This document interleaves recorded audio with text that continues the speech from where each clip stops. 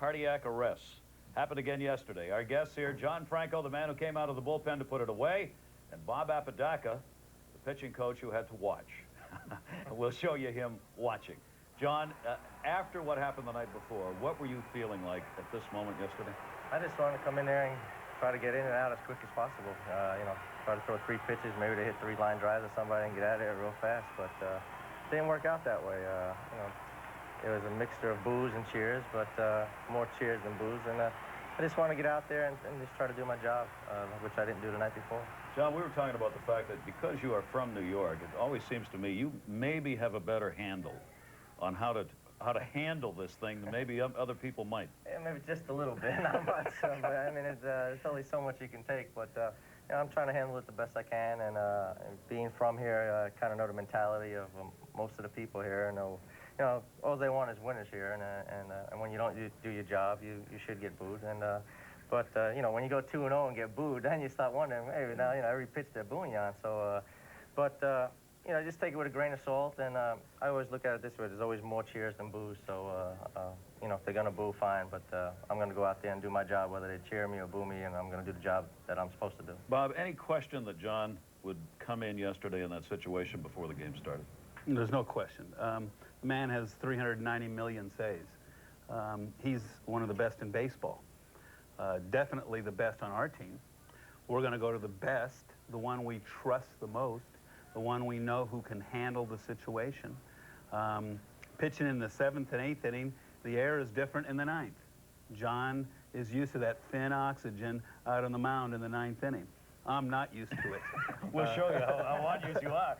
Let me ask you this first, John. There was a defensive play that happened in that inning, Ray Ordonez's play.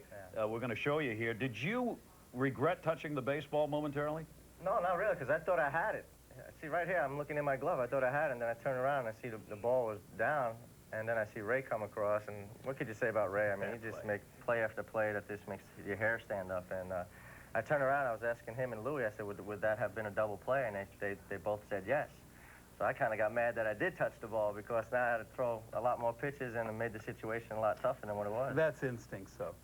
A pitcher is going to reach for any ball he can, and I'm sure John doesn't know for sure the second baseman is right there. Yeah. And he would kick himself if he just says, "Olay," and the ball goes into center field. So this is all reaction, and he's going to try to get that ball every time. Now, yesterday, you played Mr. Hollywood for us. You weren't thinking about that when you did it, but you gave us some of the best TV we have ever seen. Take a look. This is Bob Apodaca. Can I keep my head down? No, you got to watch now. Bases low. I mean, this is the real thing. What is happening here to Bob Apodaca this 9th inning? I think it's a culmination of the whole week. In Houston, Montreal, the last game in Montreal, the 4-game series in Houston, yesterday, today. I'm more used to, I was, as a player, this never bothered me. But boy, when you cannot go between the lines and contribute in that way, you just feel so helpless. And I remember asking Fred Hina in the 9th inning, he says, "Is this going to be an easy one, Fred?" And he said, "You just sit right where you are, don't move, you're not going to have to get up." It got to 2 guys on, 3 guys on, 3 and 2, and I said, "Well, you're right, Fred. I'm only going to have to sit in this place one more pitch." Here it is. This is one more pitch. Enjoy this one. John Franco striking out, bases loaded. What a gutsy call and what a gutsy pitch John did right there. I was thinking, throw changeup, John, throw changeup, because I think in that aspect, in the 3-2 count, you're going to do one of 2 things. You're either going to try to guide a fastball in there or overthrow. And him having the changeup being his bread and butter pitch, it was something he knew he had to be aggressive with, and it was the proper pitch. It's a very similar pitch that Greg McMichael threw 3 and 2 in Houston. So I was very happy that they went with that pitch. Any question about what you were going to throw there in your mind? Well, Mike put down fastball. If I throw my changeup on 2 and 2, and I'm going to throw it on 3 and 2, and that's what got me here for 15 years, my bread and butter. And he's a young hitter, so I'm sure he was just looking for fastball, guessing fastball, and you know, here's my changeup, hit it. You know, damn if you do, damn if you don't. So Damned if I did yesterday. Dan, what you did. Yes, I did. John Franco did it. Bob Apodaca, who survived it. And we'll be back to see another Cardiac Sunday coming up. Mets and Marlins right after this from your show with you. And the ace left-hander out to look for a win and a hope to be #1 in the wild card when the day is done. Al Leiter, former Florida Marlin, second career start against his former club, looking for number 17 today.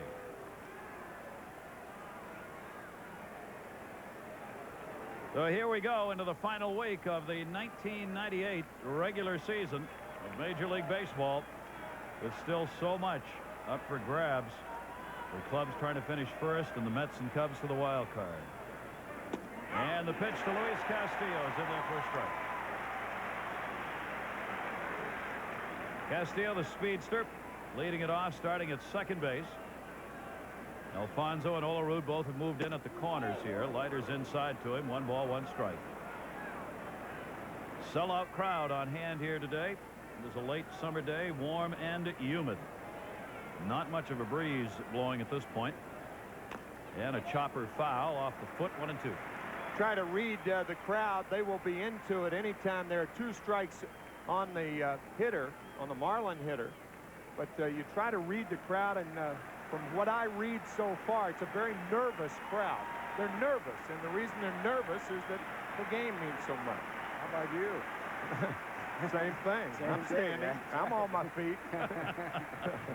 1-2 delivery by Leiter. Gets the chopper to first base. John Olerud. 1 down. So Castillo out, and the rest of the Marlins lineup is brought to you by Jeep. Todd Dunwoody follows Luis Castillo. Mark Kotze, the right fielder, will bat third, followed by Cliff Floyd, the left fielder. Ryan Jackson at first base bats fifth. Kevin Ory, the third baseman, will hit sixth. Randy Knorr, the catcher, as he was yesterday. Alex Gonzalez, the shortstop, batting eighth. And Brian Meadows batting ninth. Leiter ready to work to Dunwoody, batting .248, 5 home runs on the year.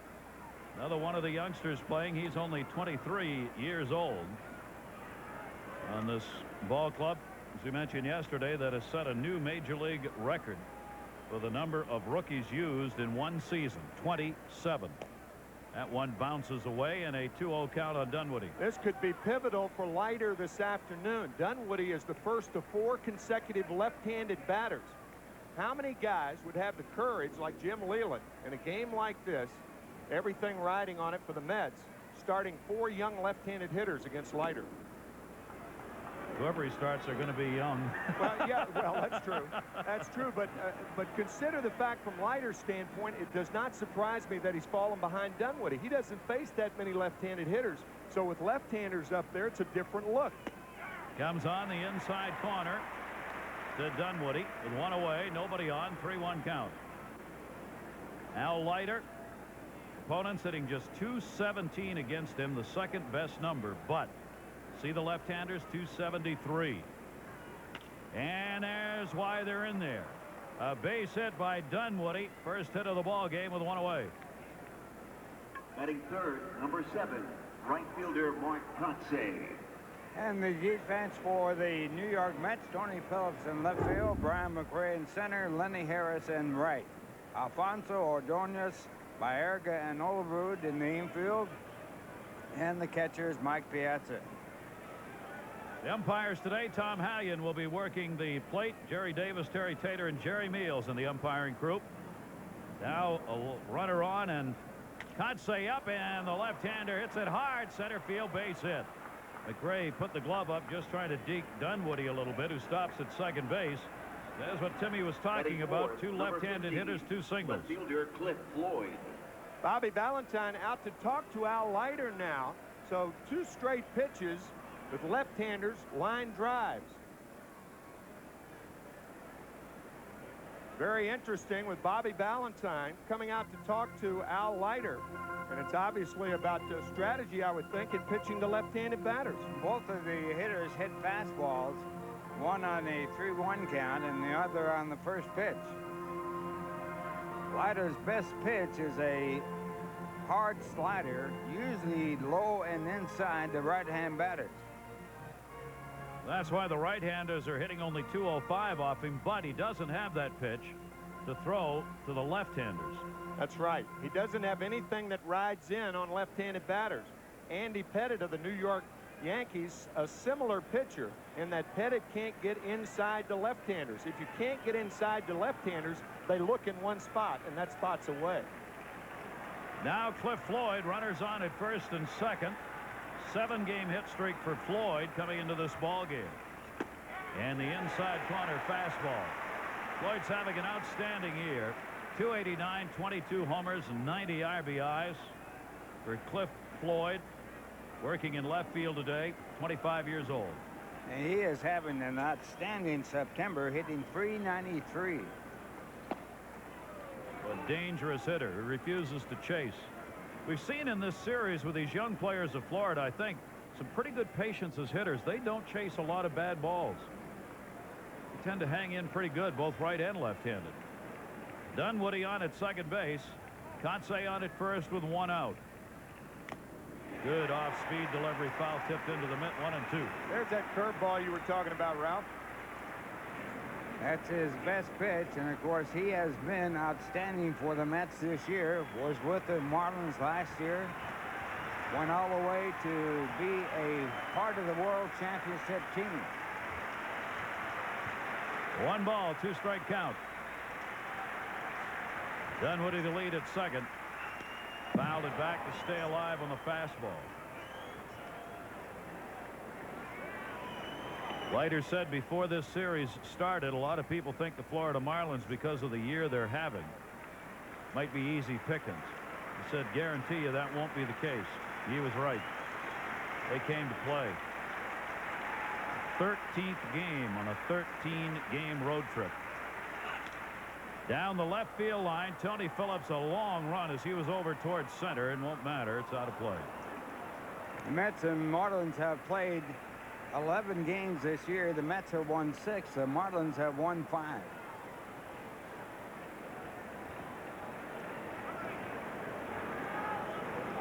They would love dearly, Florida would, to even up that series right here today and put a hurt on the Mets.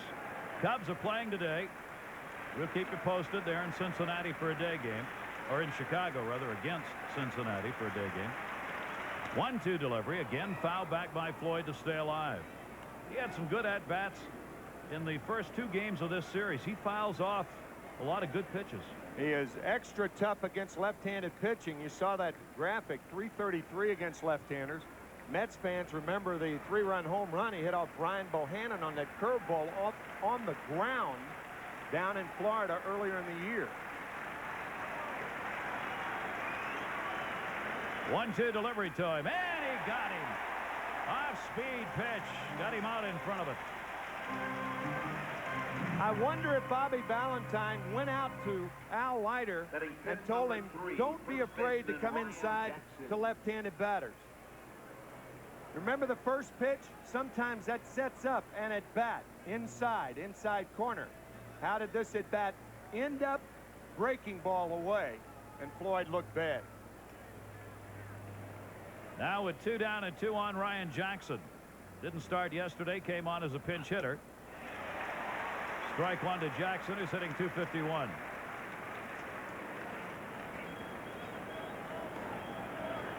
The 4 left-handers in a row in the lineup: Dunwoody, Kotsay, Floyd, and now Jackson. Bunched together, as Timmy said, against Leiter to try and produce some offense right here in the middle. Outside, 1 ball, 1 strike. Dunwoody on at second base, Kotsay on at first. Florida trying to jump out early again in this series.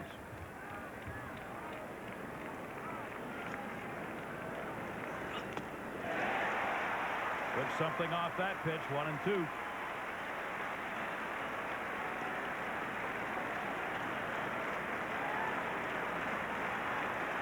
Ryan Jackson telling himself to keep the shoulder in there.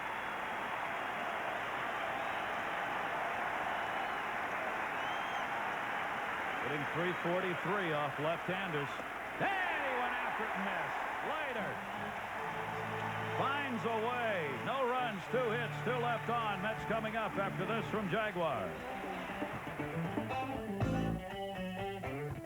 So much fun to read lips during a pennant race or a wild card race.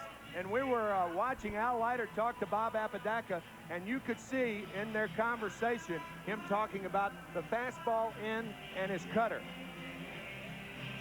And we assumed that they were talking about location of the fastball.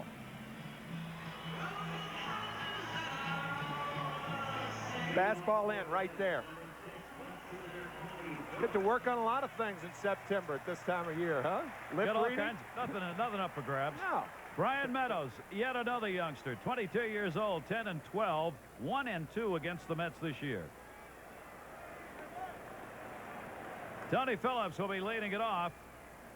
Phillips back in the lineup in the leadoff spot with a right-hander out there today. Meadows has been hit hard. Opponents hitting .315 off him this year. And it's kind of the opposite with Meadows from Leiter. Left-handers hitting .345 off this right-hander.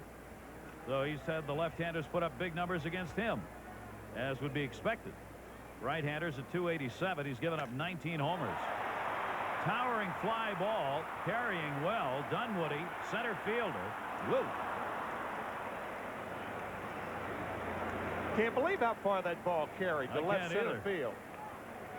Anyway, the Mets lineup is brought to you by your Tri-State Quality Ford dealer. Saw Tony Phillips fly out to deep left center. Edgardo Alfonso bats second. John Olerud is on fire. Mike Piazza batting fourth. Brian McRae will hit fifth, followed by Lenny Harris, the right fielder. Carlos Baerga will bat seventh. Ray Ordonez eighth, and Al Leiter ninth. Edgardo Alfonso takes the strike. Fonzie 2 for 7 in this series so far, and 279 on the year. He's been drawing a lot of walks lately, getting himself on base. Fouls that one off by Cookie Rojas. Quickly a 2-strike count for Brian Meadows. 73 strikeouts and 65 walks for Edgardo Alfonso on the year.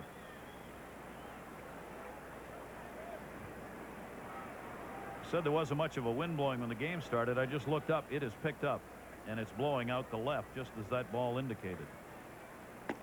And strike 3 called. Meadows gets the outside corner. 2 down. And the defense for the Marlins, Cliff Floyd in left field, Todd Dunwoody in center field, Mark Kotze in right. Kevin Ory at third, Alex Gonzalez at short, Castillo, Luis Castillo is at second, Ryan Jackson at first, and Randy Knorr doing the catching. Well, he is chasing the batting championship, 3 points behind Larry Walker. But John Olerud is putting up an incredible string. He has reached base 10 straight times. He is 11 for his last 12 with 2 homers and 6 RBIs in that time period. And he's made only 1 out in his last 18 plate appearances. That's staggering. The all-time record is 16 consecutive times reaching at least first base, and that's held by Ted Williams. The National League record set this year by Barry Bonds at 15. 2-0 delivery. And we checked. Larry Walker has been in and out of the lineup so much for Colorado. We wondered this morning whether or not he was going to have enough at-bats to qualify. He already does. So the race is on there, too. There you see 7 for his last 7. And he's on again. So John Olerud keeps the streak alive 11 straight times on base. Catcher Mike Piazza.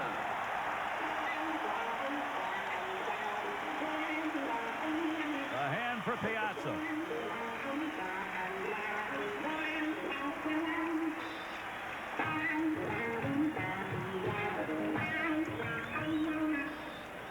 Steve Phillip, the Mets GM, saying his phone lines, the recording machine filled with messages from fans saying keep Mike Piazza, get him signed. 1-0 count.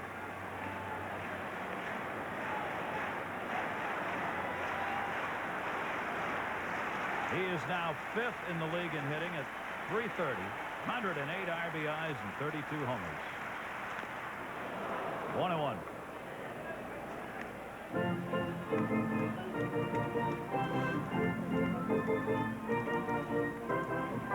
"23 of those home runs with the Mets. 73 of those RBIs with the Mets. He has hit .351 for the Mets since coming here from the Marlins.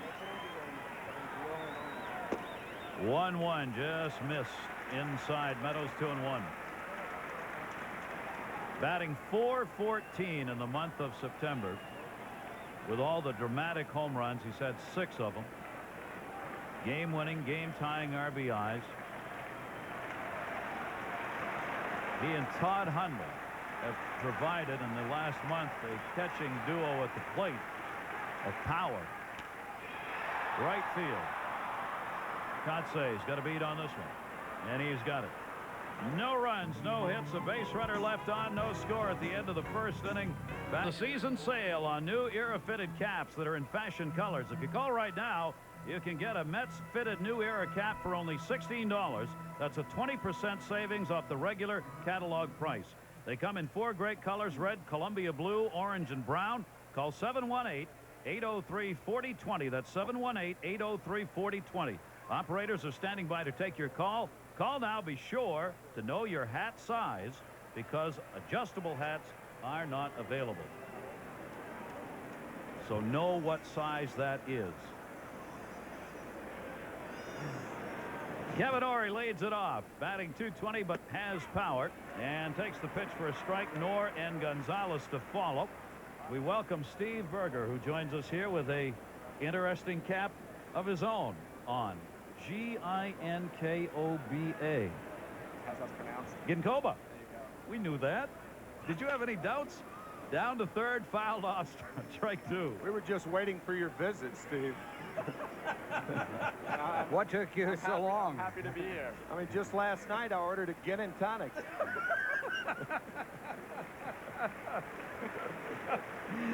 It doesn't have the same effect here as Ginkoba, but we'll get to that in a moment. Leiter with an 0-2 count.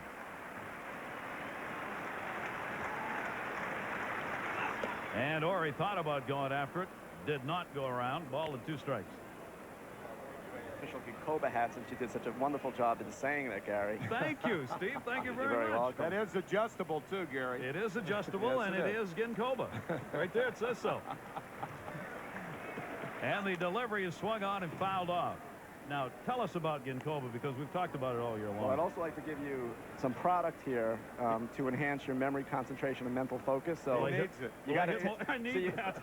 You got to take it, so the next time you'll remember how to pronounce it. You see. Will I hit more home runs? I don't know about. You'll have to take Ginsana for that, actually.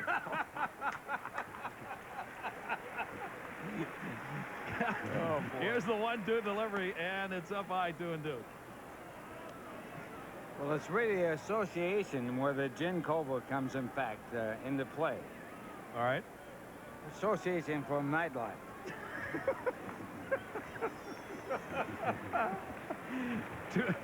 Steve, aren't you happy you came up? I'm Towards second by Yerga, and that took a hop on him. Probably will be an infield single. Not hit that hard, and Kevin Ory is on. Yeah, almost all errors that are committed when an infielder goes to his right, the ball hits the heel of the glove. About 90% of the time, and that's what happens to Carlos. Watch the heel of the glove bouncing up too high and plopping out. He probably didn't have a play at first base anyway. That ball would have been awfully tough to throw. So it goes as a base hit. Goes as a base hit. That'll be the 3rd off Leiter. And a leadoff single here in the 2nd inning. Randy Knorr batting just .217 on the year, but he's got a 7-game hit streak. He's having a fine final month for this 29-year-old veteran catcher.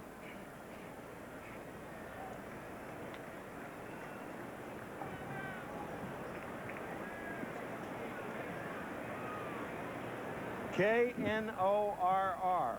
Knorr. Knorr. Steve Berger, is that the pronunciation on his name now? K-N? I think that's correct. That's correct. Yes. Knorr. Well, like Ralph said yesterday, it was Bobby Knopf. Right. So why isn't he Knorr? Randy Knorr with a 2-0 count. Leiter checks first and gets the inside corner with it. 2-1. I guess the whole thing in this experiment is that we've been pronouncing Ginkoba with a soft G all year. It's tough to break habits now, Steve. and you're saying that we should pronounce it with a hard G. Right. Okay. Ginkoba. Okay. 2-ball, 1-strike delivery. And that one broken bat towards right center field. It'll stay up. Plenty of time to be played by Lenny Harris. And there's one away. Of course, Gary, you got the old Yogi Berra answer when they asked Yogi what size cap did he wear in spring training. He says, I don't know. I'm not in shape yet. Well, if he'd taken Ginkoba, he'd have known the answer because his memory would have been enhanced. That's right. and we would have missed out on a lot of good lines. That's too. what's right. Yeah, right. And Steve wouldn't have had a chance to come visit us. I don't know if there's enough Ginkoba for Case. Alex Gonzalez now with a runner on at first base. You're going to give some of this to Timmy, I hope. Down the right field line, fouled up. We brought a box for Tim also. Okay. There you go, Thank you Tim. very much. I need it. All right. Ralph's the only one up here who And doesn't I'm need the guy that really needs it. Alex Gonzalez, 1 down, 0-1 count. I guess I'm beyond help. Right? No You're good in the- Coba for you today, In the Ralph. best shape of all. Squares to bunt. Alfonso, the clean pickup, and gets him. He was bunting for the base hit. Gonzalez out of there, 2 down. Steve Berger, thanks very much for coming up and helping us out. We really appreciate it. Thank you very much, and think better, think Ginkoba. Thank you. On to the playoffs. Steve Berger from Ginkoba. That's Ginkoba. Edgardo Alfonso, plenty of time, so he made the glove pickup. Very astute play right there, using both hands with the glove, not barehanding the play, as he knew he had the time. Astute play by Alfonso, but a bad play by Gonzalez. You know, you're bunting a guy over to, obviously he's bunting for a base hit, but then you have first and second. Your pitcher's got to get him over. Not a good play by Gonzalez. Brian Meadows has not had a lot of success at the plate. Outfield will move way in on him. He's had 7 singles in 51 at-bats, 3 RBIs. Leiter got it in there, and it's foul back. 1 ball, 1 strike on Meadows. 2 down. Runner on at second base, Kevin Ory. The Cubs game at Wrigley starts at 2:20 Eastern time, about 10 minutes from now. They will take on Cincinnati.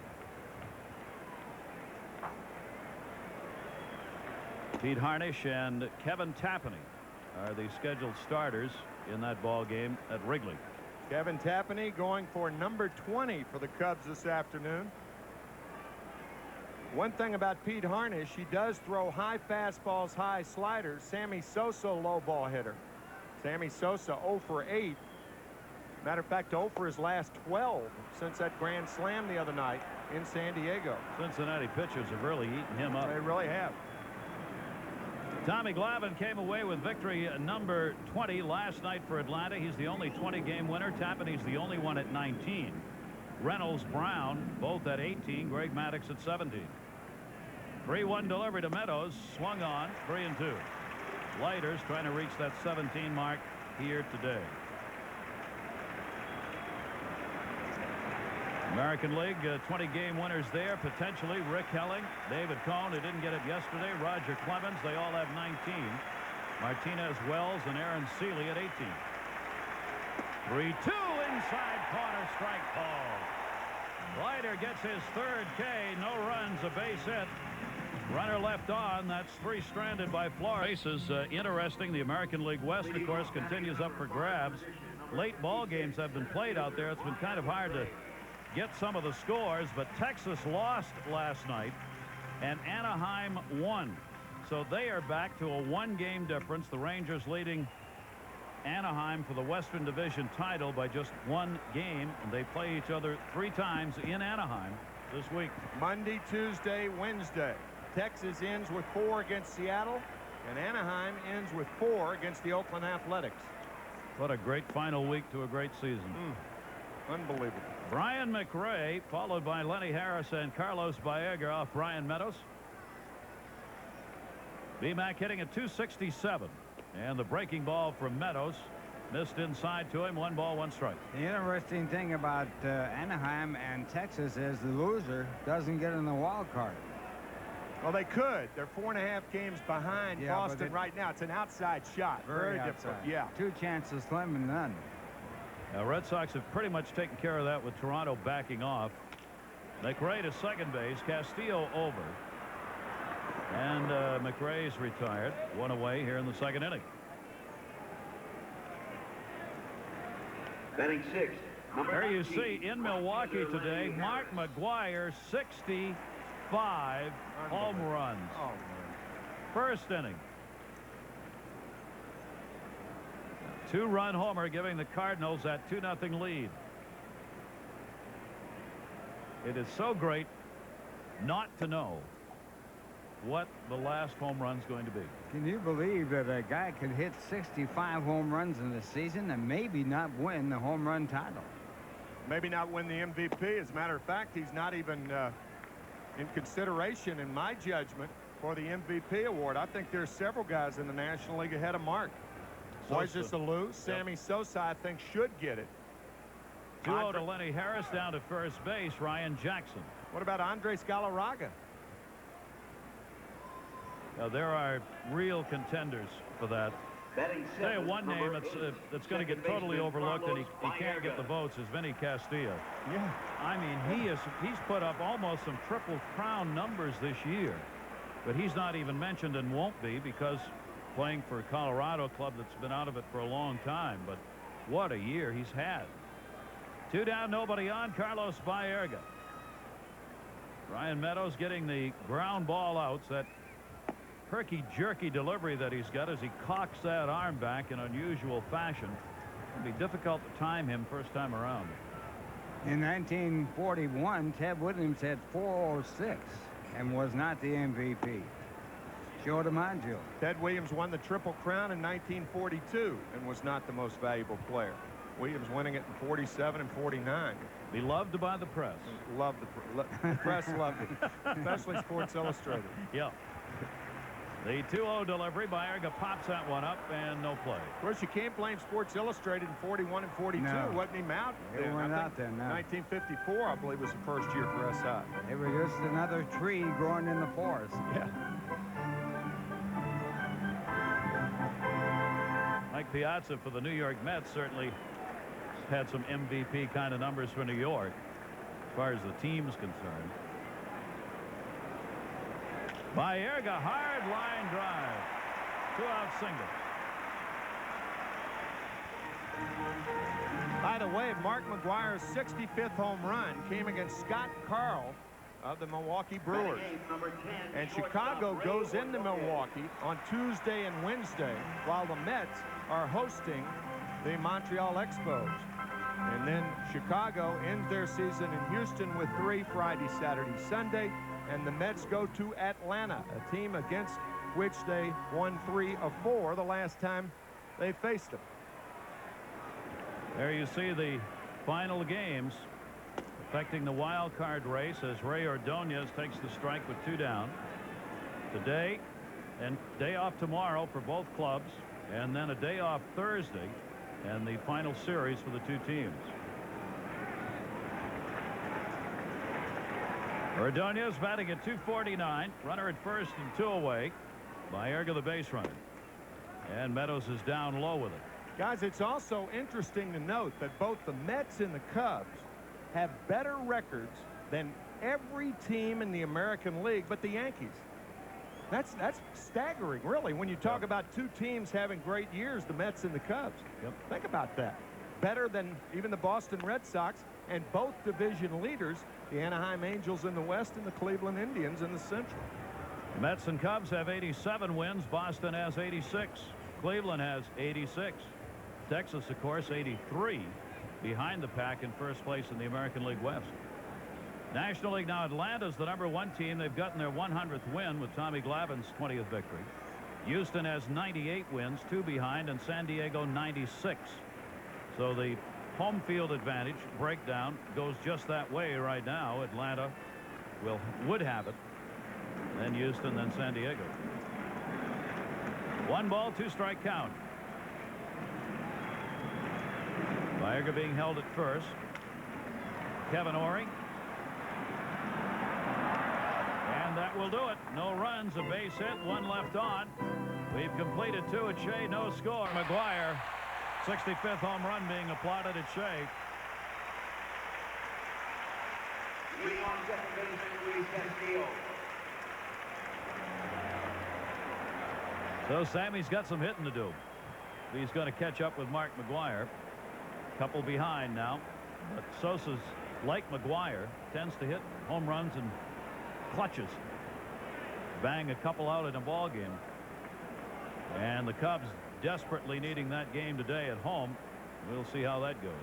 See Carlos Baerga and John Olerud both moving up shallow. If Castillo bunts, he'll probably push it to the right side. Castillo tries to do just that. Olerud's right there.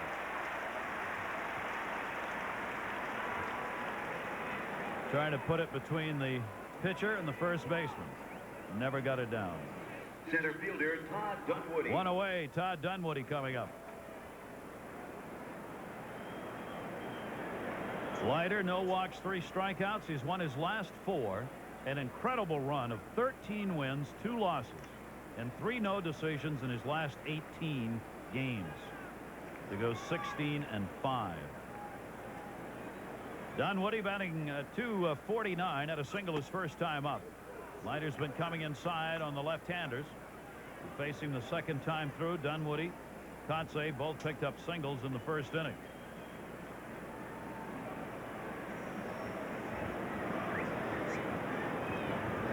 .1-0 delivery.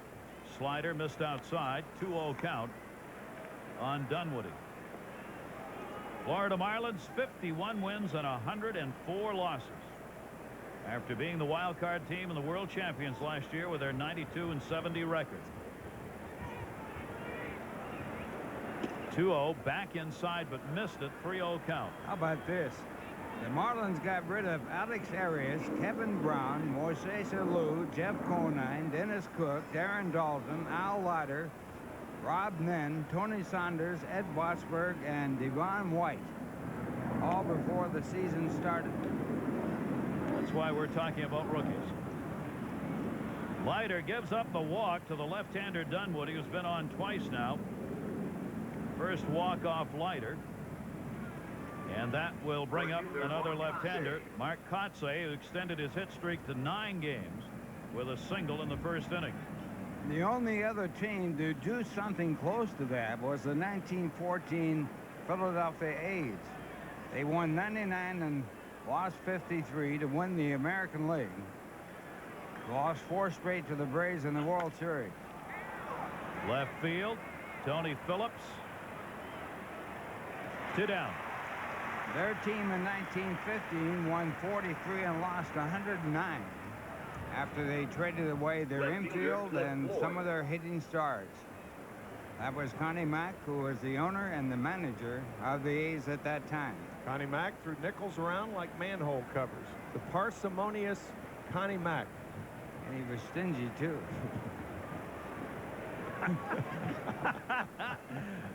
Cliff Floyd hitting at .288. He was also rich. 2 down. Managed longer than anybody in baseball history, and the reason why, he owned the team. You can do that. That one fouled back by Floyd. The interesting thing about that, it seems that we kind of treat what happened to the Marlins as a new age happening. Not so. Unusual, but not new age.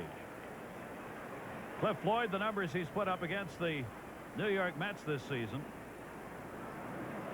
7-game hit streak for Floyd. Dangerous hitter. And he takes a strike on the inside corner. Well, Leiter goes ahead. That's what set up the strikeout. Floyd's last time up, pitching him tight. You can bet Jim Leland has told the left-handed hitters, look away, look away, look away. Just like Dixie. 2-strike count. Runner goes. That one hit in the air towards center. Brian McRae there. No runs, no hits. Base runner left. Marlins have stranded 4 so far. For their participation in Fan Appreciation Day, The Mets thank all of the sponsors for their very generous support. Final week of the season, of course, now upon us. It ends next Sunday. These are some of the people who have made it possible. The Mets 1998 baseball year.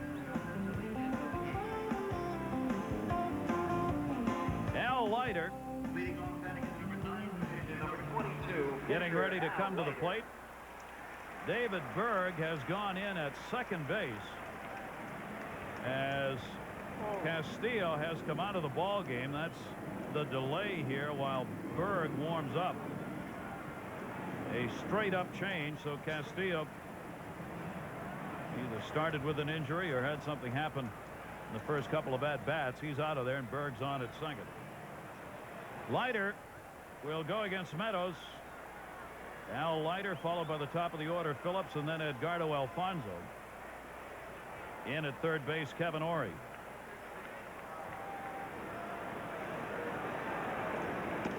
And Al takes the pitch away for a ball. Leiter has picked up 5 hits, 2 extra base hits, 2 doubles.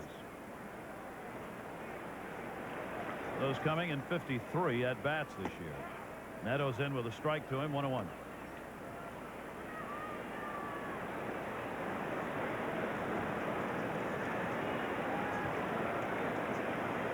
They're underway at Wrigley Field. We'll keep an eye on it. So will the fans. It's so much fun. The fans applauding yesterday every time a new score was put up on the board that showed Cincinnati leading. Then the final score was up there well ahead of the conclusion of the Mets Marlins game. 1-2 delivery, and Leiter's gone. It will be very interesting to hear the fan response if Sammy Sosa hits a home run.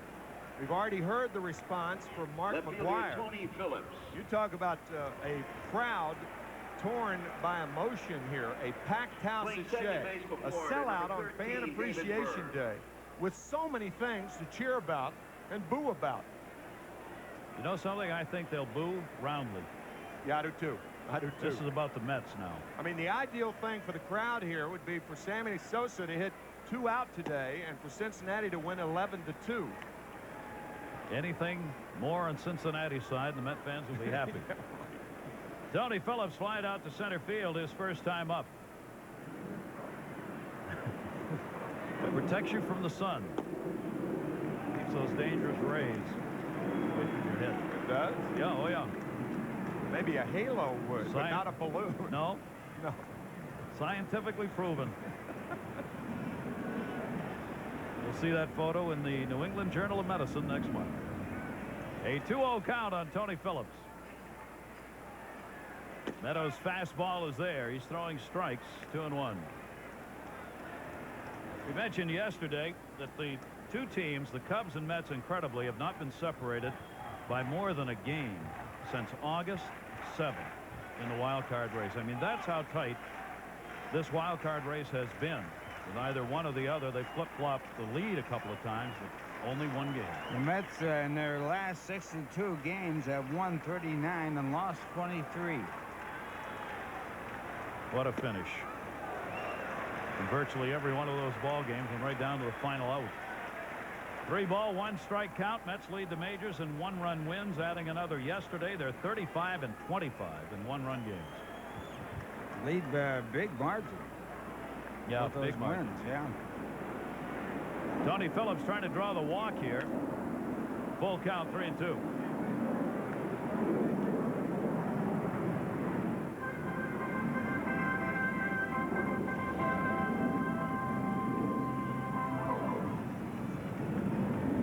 Tony, the switch hitter this year, 275 right, 213 batting left-handed, but he's drawn more walks. 18 from this side of the plate, 16 the other way. And he scrunches way down here, and he gets it. Second walk given up by Meadows puts Phillips on with 1 away. Today's game brought to you by Budweiser Brewery. Fresh Budweiser, the official beer of Major League Baseball. A lot of things Bobby Valentine can do right now with Edgardo Alfonso. Meadows is a ground ball pitcher, and those are the types, it is the fun. Those are the types of pitchers that you love to use the hit and run on. Jackson holding at first, comes off the bag on the pitch. Strike on the inside corner. Alfonso called out on strikes his first time up. He has done well against Meadows this year. 4 hits and 9 at-bats off Brian Meadows. No score in this game, bottom of the 3rd inning. The 0-1 is popped up. Berg at second base. 2 down.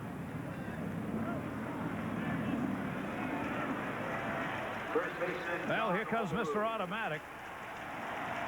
John Olerud drew a walk his first time up, extending his streak now 11 straight times he has reached base. In this series, he has gone 6 for 6. Batting .352, 3 points behind Larry Walker for the lead for the batting title. And outside to Olerud, ball 1. Colorado playing at San Diego, a day game, but obviously will not get underway until after 4 o'clock on the West Coast. Runner at first, Tony Phillips, 2 down. Left center field. Has he done it again? Dunwoody going back at the wall. Oh, mercy. Goodbye home run. They cannot get John Olerud out.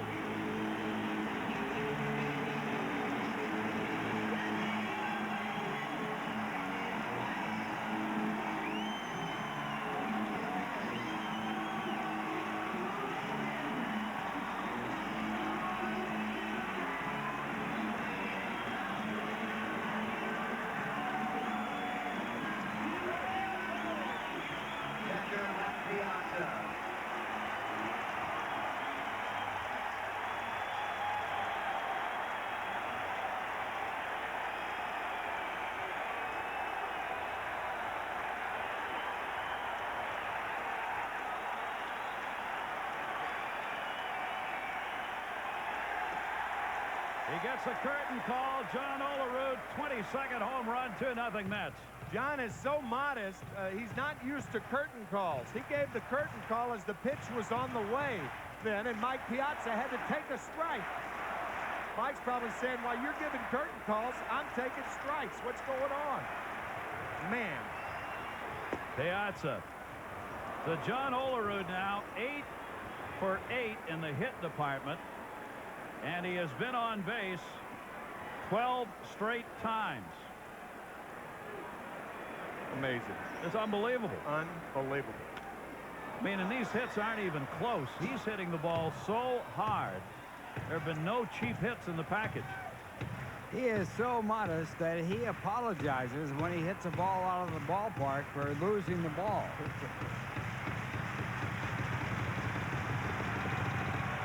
All of this after he and his wife Kelly have had their first child. Does wonders for you. Piazza fouls it off.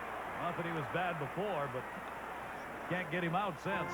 Since Garrett John came into the world about 10 days ago, the National League has not gotten Olerud out for the most part.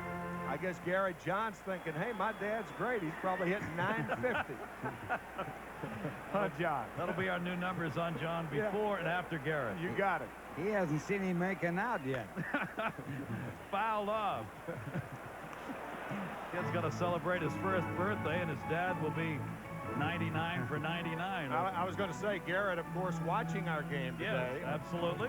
Along with Mom at home, a couple of hot dogs. Carlos Baerga saying, just touch me, would you? 2-strike count on Piazza, and a breaking ball outside, 1-2. Mike Piazza flied out to right field his first time up, 329 on the season. You see the home run pace that has really quickened for Piazza in the last 50. Meadows got it in center field, straight up Dunwoody. John Olerud has done it again after the walk to Tony Phillips, and 2 down. He delivers the long ball. Mets up. John Olerud, when you think about it, has the perfect personality for this time of year for the Mets. Every pitch so important. John, about as laid back as anybody in baseball. You need the guys with a lot of intensity in the dog days of August to kind of kick it in gear. But for right now, you need the settling influence of a John Olerud, and he has certainly been that and just absolutely spectacular the last 2 weeks. He and Mike Piazza in the month of September are both hitting over 400. And there you before Garrett and since Garrett. See what a difference a baby makes in your life? Yeah. Ryan Jackson strike one. That's John Garrett Olerud. The son is Garrett John Olerud. Oh, baby, you got to love it. Oh, baby. A good title for a book. Here's the 0-1 delivery, and that's popped up outside of third. And a 2-strike count on Ryan Jackson.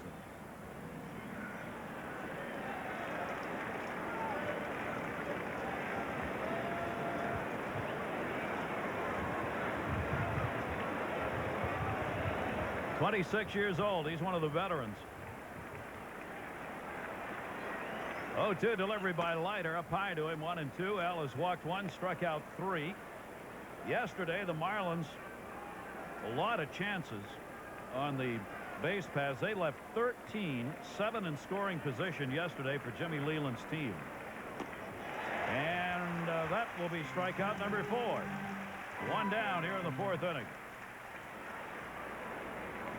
You can imagine the emotion and the feeling at Wrigley Field when that 2 went up in the bottom of the 3rd inning. Chicago Cubs fans are probably saying, throw it back, throw it back. Before it goes off the bat. Right. Right. Kevin Orie, Mets on top here, 2-0. Orie a single his first time up. Takes the pitch inside for a ball.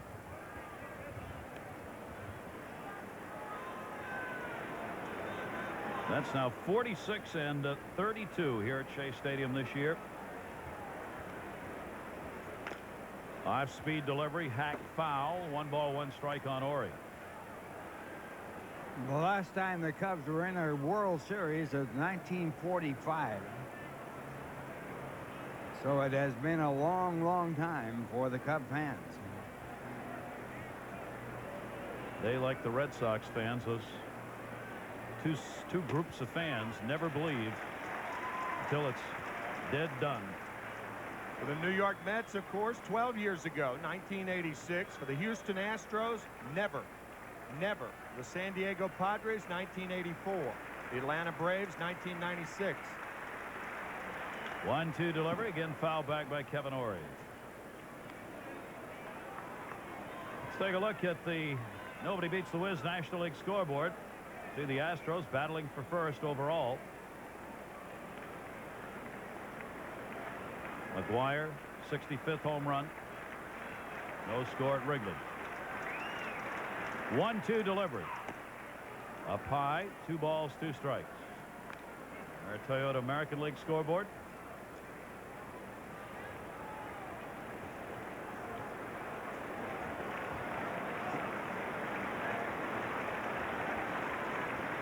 Leiter with 4 strikeouts, the 2-2. That's going to go into the glove of Alfonso. No chance to make the play. Infield single for Kevin Orie, knocked down by Edgardo Alfonso. So Orie's 2 for 2, and he's on with 1 away. Those are the types of throws that can do damage to the shoulder right there or the elbow. That hurried throw from a prone position or near prone position. John Olerud shrewdly moving off the bag to make sure that it doesn't get bind. Alfonso injured that shoulder throwing earlier this year. That's a tough throw there. Runner on. Randy Knorr flied out first time up.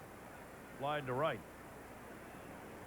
Knorr with his 7-game hit streak. He's had a good road trip for this club, going 7 for 24, about 300 for an average here in this 13-game trip they've had. Chases one out of the strike zone there, 1-1.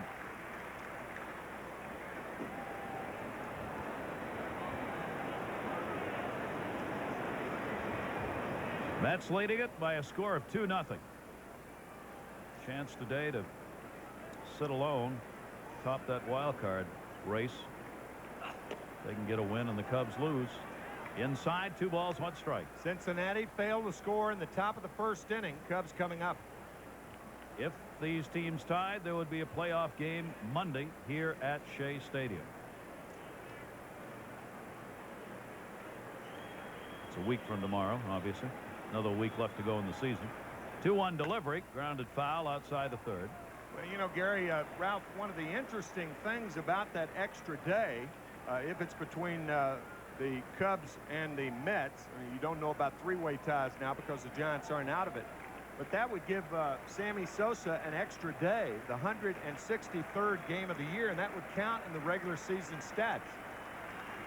Which would be fair since McGuire's had 163 because of the rain out. Even though he set out. That one to left field hit hard. Tony Phillips back. Randy Knorr retired.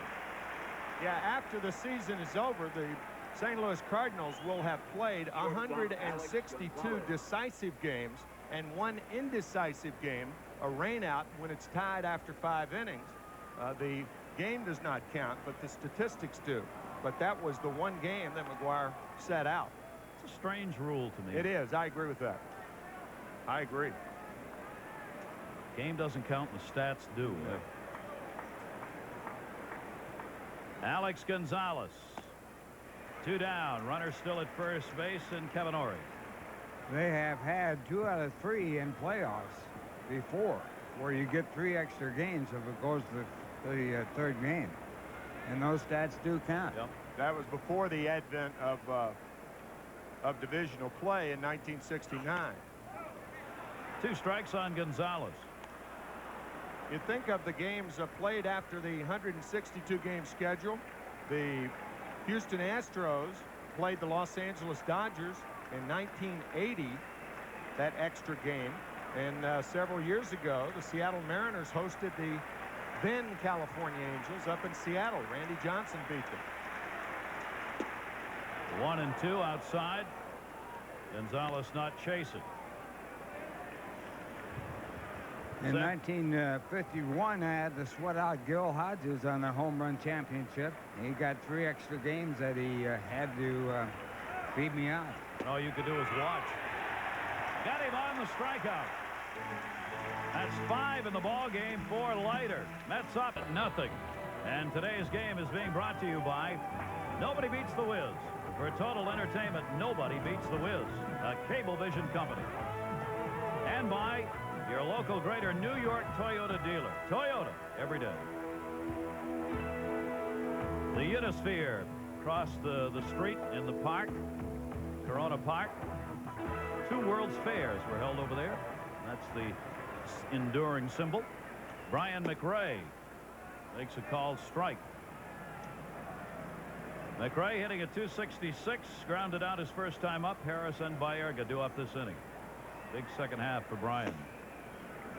Meadows misses 1-1.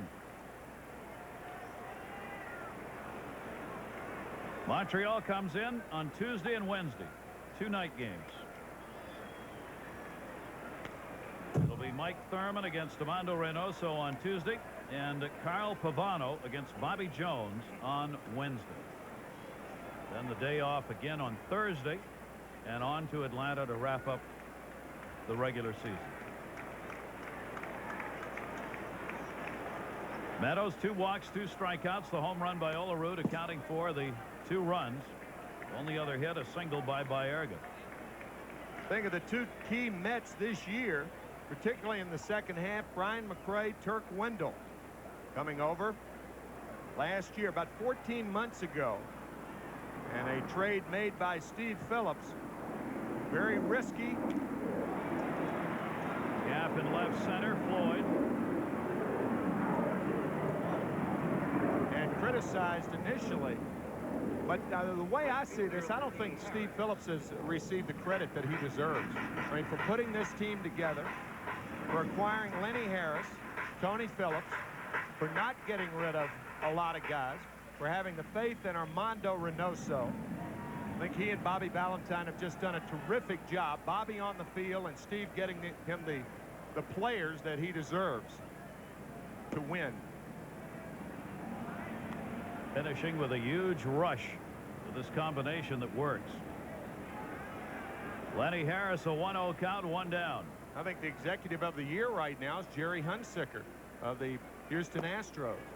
We were talking about that yesterday. A tribute to the Mets organization that Hunsicker would be there with Houston in a big winning year. Yeah. And Eddie Lynch would be in Chicago. Yeah. Both former assistant GMs here in New York. 1 ball, 1 strike count on Lenny Harris. Meadows' fastball catches the inside corner, 1-2. Hunsinger really stole the player of the year in getting Randy Johnson from Seattle. That was a great big move. And a surprise one when it was announced. That one up the middle, that hit Meadows maybe in the ankle. It'll be a base hit. Berg out to get it.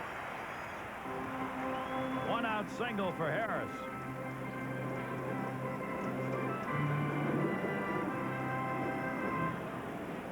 Second baseman Carlos Baerga.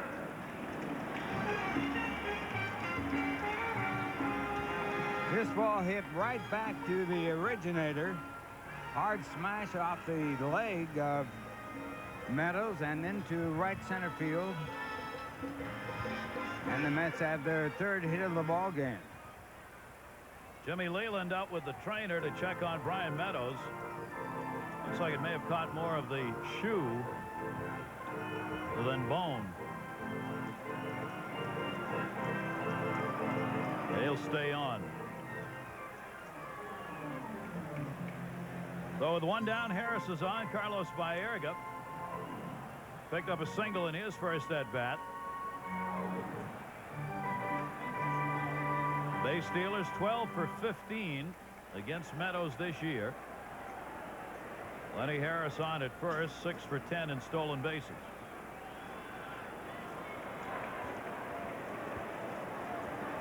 Meadows tests the foot by throwing over.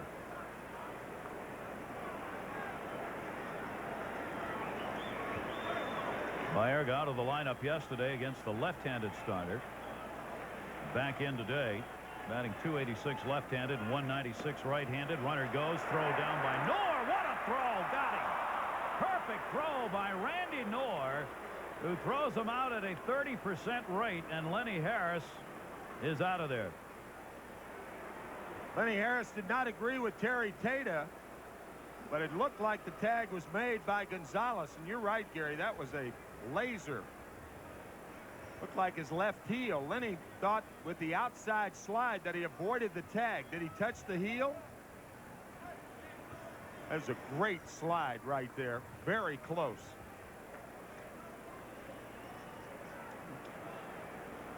Well, Harris actually has a beef coming on that. It looked like he missed the body and the heel. Slip Floyd. Can he get there? Has he got it? Give me a call. Yes, he's out of there. Second base umpire Terry Tata out to make the call, but Floyd may be hurt. He slipped as he started in for the ball and then had to dive awkwardly and finally made the catch.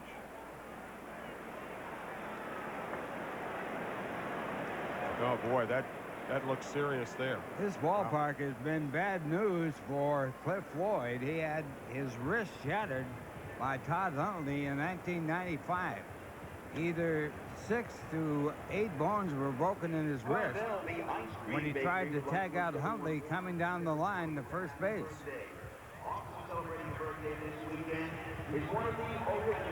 Both trying to catch the ball, avoid a collision. Ouch. Cliff Floyd down in the outfield, but the Mets are retired, and Mets are going to send Fred Hina, their trainer, out there as well, just to see maybe whether or not they need a doctor.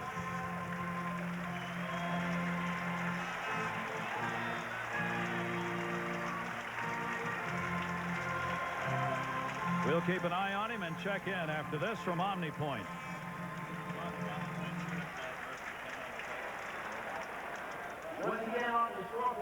Not getting up after making that catch in left field, and they have brought the cart out to take Floyd off the field so they can keep that leg as still as possible. Guys, that is just a shame right there. I mean, a young man works his way back after that horrible collision, dislocated hand when Todd Hundley ran into him, and fights his way back, rehabs his way back. Year and a half, those lonely days in the trainer's room and with the weights, almost a career-threatening injury, and now this happens to him. That is shameful. Boy. See him shaking his head. Can't believe it. 1995, he missed 181 days trying to recuperate from the shattered hand in the collision with Huntley at first base. And now, apparently, his season is over for this year. Their shortstop, Renteria, is probably not going to play again. He's out. Castillo started today at second base. We don't know what happened to him, but he came out of the game. And now it's jammed right thumb we hear on Castillo, second baseman, and now Cliff Floyd, the injury in left field. While that was going on, Leiter got the Mets grounds crew out on the mound to tap down around the pitching plate. Apparently felt it was a little soft there, and he wanted it hardened up a little bit, so they came out and pounded that down right on the home plate side of the plate. That often happens when you have a right-handed pitcher and a left-handed pitcher, because their landing spots, the left-hander with his right foot, the right-hander with his left foot, are different, and you dig different holes instead of landing in the same hole. Brian Meadows, the pitcher, a strikeout victim his first time up. Leiter has walked one, struck out 5. Now looking for his 5th straight win in a row. Has the 2-0 lead on the John Olerud home run. No score at Wrigley. Pitch is taken inside for a ball. 1 ball, 1 strike count on Meadows. Wind is blowing out now to left field. We've seen a couple of fly balls really carry well here in left center today. 1-2 count. By the way, first time up, Sammy Sosa made an out. So he's 0 for his last 13. First time up today at Milwaukee, about 100 miles from Chicago. Mark McGwire hit his 65th home run of the year. Probably landed on Waveland. That's good. 2 ball, 2 strike count on Meadows.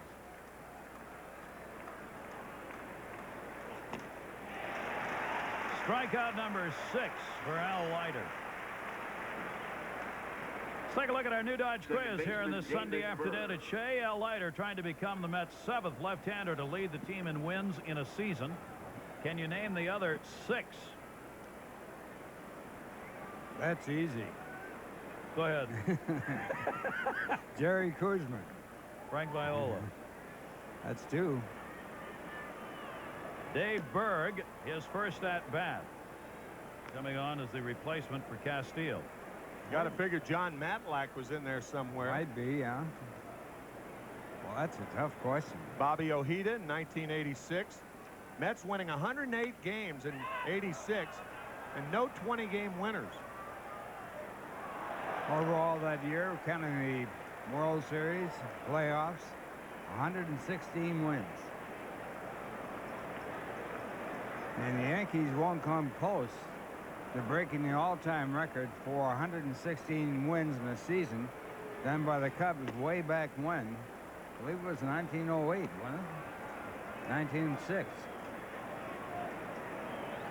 And that was an 154-game season. 2-1 delivery. Berg fouls it off the end of the bat, evening the count up. 2 balls and 2 strikes. If, however, the Yankees win 6 of their next 9, they will set an all-time American League record. Surpass 112. They have 106 right now. 111 by Cleveland in 1954. 2-2 delivery to Berg right off Piazza's mask. Count will stay at 2-2. Leiter doing as he's done all year. Strikeouts, not many walks. And that 111-win season by Cleveland in 54, they lost 4 straight in the World Series to the Giants. Dusty Rhodes was the hero of that series. And the great catch by Willie Mays off of Vic Wertz. The Yankees are going to go in with the best record in all of baseball, barring a fantastic finish by Atlanta or Houston. 106 wins already for the Yankees, and Atlanta second in the majors with 100. The 2-2 delivery by Leiter is outside, and it goes full, 3-2. The Red Sox being the wild card, of course. Yankees will end up playing the team that is third seeded, which will be the Western Division winner, either Texas or Anaheim, and the Red Sox will end up playing Cleveland. Unless Cleveland goes in the tank the last week of the season. They currently have 3 more victories than Anaheim. Leiter, 3-2 delivery to Berg. Stays alive, fighting that one off outside of third. How weird is it that 5 divisions have been settled and no team knows where they're going to play yet? It's a horror show for booking hotels. The traveling secretary is in a quandary. Leiter with a 3-2 delivery. Berg battling here. Fouls off another pitch. Leiter facing his former team, but not necessarily his former teammates of a year ago.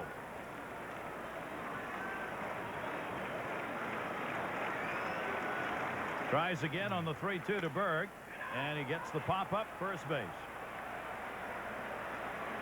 Olerud puts it away for the second out. Al Leiter says, well, I'll try to power Dave Berg. Power, power, power. He kept fouling balls off, and then the straight change finally got him.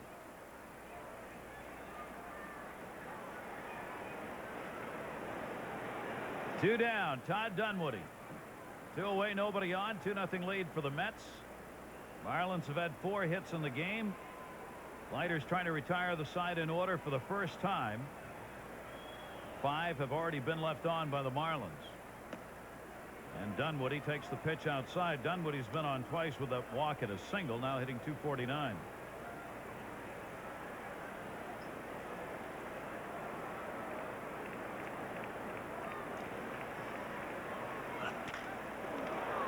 One hop, second base by Erga, and there is a 1-2-3 inning. Leiter sets the Marlins down, protecting the Mets lead back after this from Ford. One playing, one coaching, as Preston Wilson will come on for Cliff Floyd in left field. Mookie's son, who spent most of the year at AAA, where he hit .273, 30 doubles, 86 RBIs. And there's Dad coming out to coach at first base.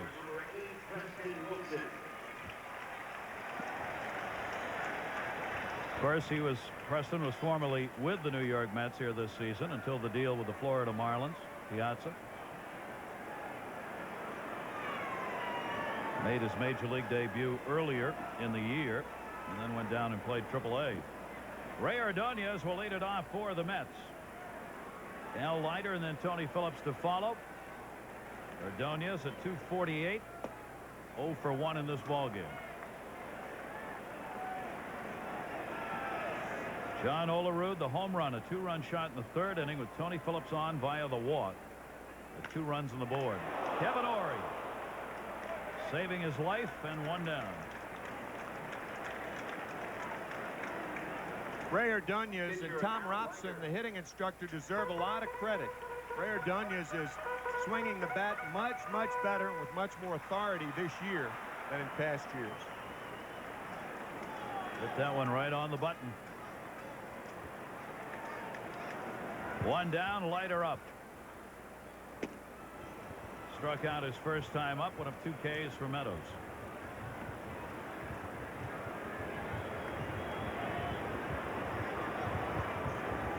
Meadows a breaking ball in for a strike. 0-2. One good thing from the Mets standpoint is Al Leiter will get 1 more start before the season's over. Another breaking ball misses. 1 ball, 2 strikes.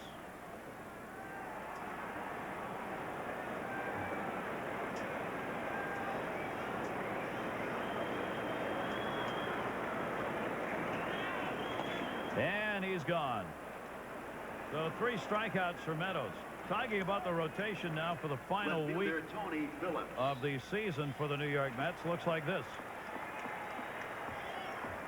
Expos, of course, on Tuesday and Wednesday, both night games. And then the Atlanta Braves. Reynoso going in the first game against the Expos and Jones in the second. And then Reed, Leiter, and Reynoso in the final 3 against Atlanta. And Jones would pitch on Monday if there's a playoff. Base hit for Tony Phillips. He's been on twice with a walk and now a single here in the 5th with 1 away, with 2 down, rather. Hideo Nomo taken out of the starting rotation by Bobby Valentine. Will work out of the bullpen if needed, or if something happened to one of the other starters, of course, he's available. But right now, Nomo no longer in the rotation.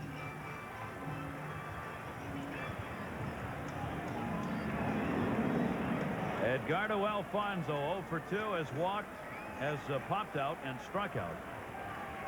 Phillips at first base with 2 down. Big breaking ball misses, ball 1. You know, there is the possibility that the Mets could clinch it. Of course, there's a possibility that the Chicago Cubs could clinch it. But the Mets will take the postseason any way they can get it. A major league pop-up, second base, Bird. And Alfonso's out of there. That is, clinch it before Leiter's next start on Saturday. Then he might get arrested. Yeah. Mets lead at 2-0. Leiter's on the mound here, shutting out the Marlins. Back after this from Nobody Beats the Wiz. Caps. Great fashion colors. And you can call right now and get a Mets fitted new era cap for only $16. That's 20% off the regular catalog price. They come in 4 colors: red, Columbia blue, orange and green, and brown. Wait a minute, I'll get to the rest. Mark Kotze to right field. 1 pitch and 1 out. All right, let me tell you something. There really were only 4 colors. Yeah. It's red, Columbia blue, orange, and brown. Okay? And you can order by calling 718-803-4020. The operators are standing by right now. Be sure you know your hat size, because adjustable hats are not available. 718-803-4020. Of course, you have to be in shape before you know the right size. That's right. So get on the scale first and then call. Preston Wilson, first at bat in for Floyd.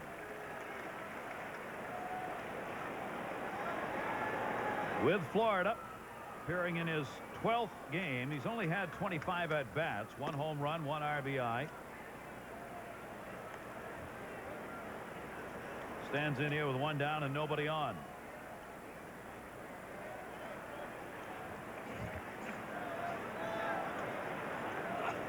Leiter. Head on the count, 1-2.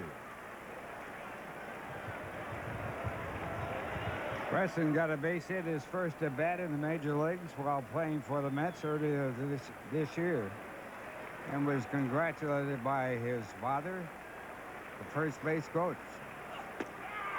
This time he's called out. 7 strikeouts for Leiter. Preston Wilson in there because of the injury to Cliff Floyd. And Ralph, you talked about it earlier. Back in 1995, the injury to Cliff Floyd in this ballpark with Todd Hundley, and our crew has that play. Here it is right here, and Huntley grinding the ball to the third base side. The throw to first, and Floyd gets his hand in the way of Huntley. 6 of 8 bones in his hand were either broken or dislocated on that play. He is in tremendous pain. That was back on May 15th, 1995. Now out of the ball game today with what appeared to be a leg injury, making a catch in left field. Brian Jackson, 1-1 count, 2 down, nobody on.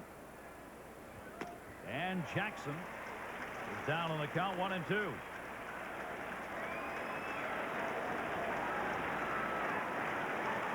Here's the play today. Floyd coming in. Got a late jump. Hard to tell what it was. Yeah, it is. Looks like the shortstop hit that knee as he slid by. It didn't appear to me that that would have been enough for the type of injury that required a stretcher to cart him off, or the golf cart. 2-2 delivery by Leiter.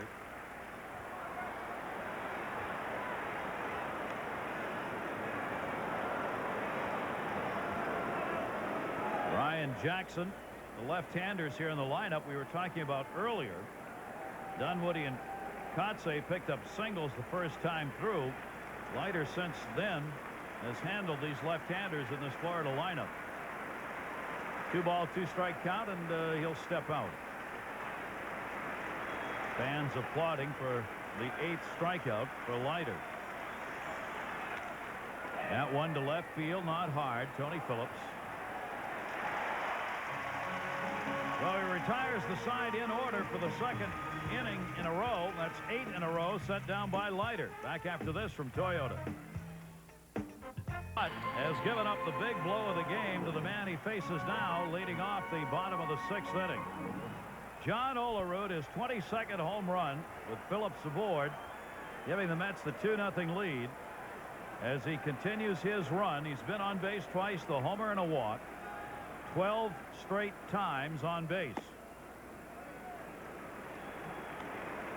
Chasing the National League mark of Barry Bonds this year at 15. 8 hits in his last 8 at-bats. 12 times up, 12 times on. This guy, the Met record, 9 straight hits. And there's a fair ball down the line to tie Vizcaino's mark. Rolls into the corner, Kotze over. A double for John Olerud.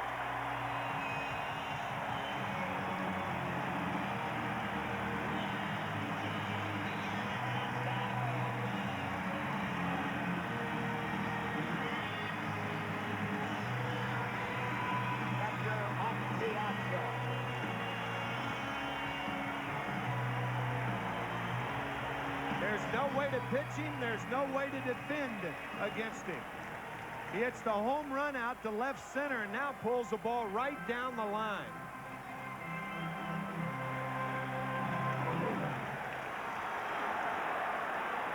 Remarkable. 36 doubles. John Olerud on. Mike Piazza. Mets with their 5th hit off Brian Meadows.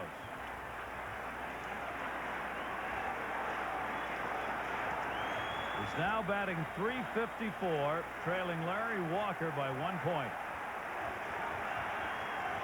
Colorado plays at San Diego this afternoon, but it won't start till about 4 Eastern. Piazza with a 2-strike count. Back in 1993, Olerud hit .363 to lead the American League. Only one player has ever led both leagues in hitting, Ed Delahanty. We did it back at the end of the 19th century and the start of the 20th. Olerud is going to give it a run. Piazza drills it, but it's an out of ball. Dunwoody. 1 down. I know John is not fast. I think you got to be on third base on a ball hit that deep. Outfield is all playing Piazza deep, and John elects to go halfway. And I know he's not a fast runner.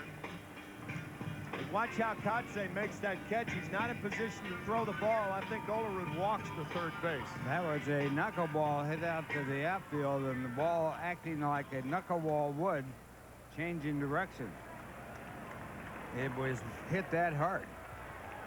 Olerud remains at second with 1 away, and now Brian McRae. McRae with an 0 for 2. Mets are on top, 2-0. Only 4 or 5 days ago, Larry Walker had a 15-point lead on John Olerud the last 2 weeks of the season. Now down to 1. McRae. Dunwoody.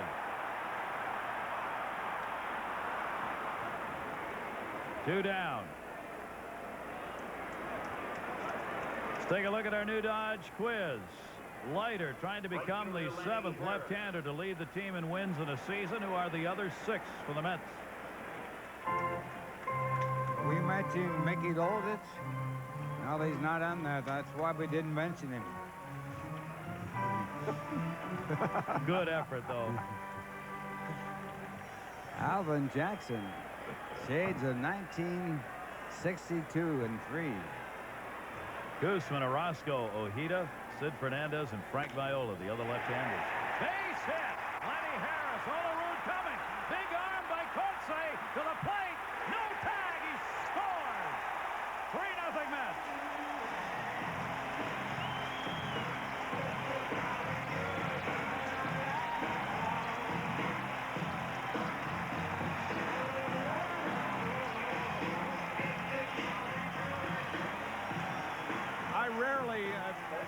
Most people in baseball rarely disagree with Jim Leyland's strategy, but I would have to here. I think Lenny Harris is a better hitter than Carlos Baerga, even from the left side. And Harris finding a hole. Fine throw by Kotze, but late. RBI for Lenny Harris, who goes to second on the throw. Baerga, foul ball. Lenny Harris, 27 runs batted in, and the Mets now up 3-0. Of all things, to dampen the excitement here at Shea, the Cubs are in a rain delay against the Reds. Believe that? Scoreless ball game at Wrigley Field. There's the R for the rain delay.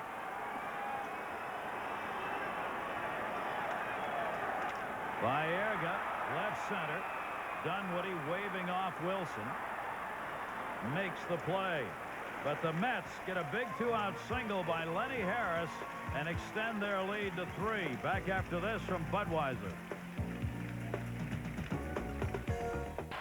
The Marlins down 3-0 as Brian Meadows has given up the 3 runs on 6 hits while Al Leiter is shutting down Florida. Marlins have not had a man on since the 4th inning. 8 in a row have been retired by Leiter, who's walked only 1 and has struck out 7. Kevin Ory will lead it off. Ory, Knorr, and Gonzalez against Leiter. And not much of a bunt. Leiter. And Ory's out of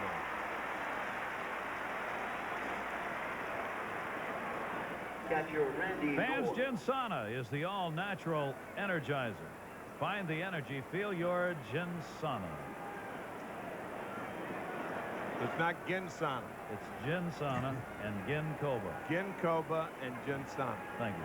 Last broadcast on WWOR of the year, and we finally got it right, proving once again that we catch on quickly. It's never too late. Never too late. Never.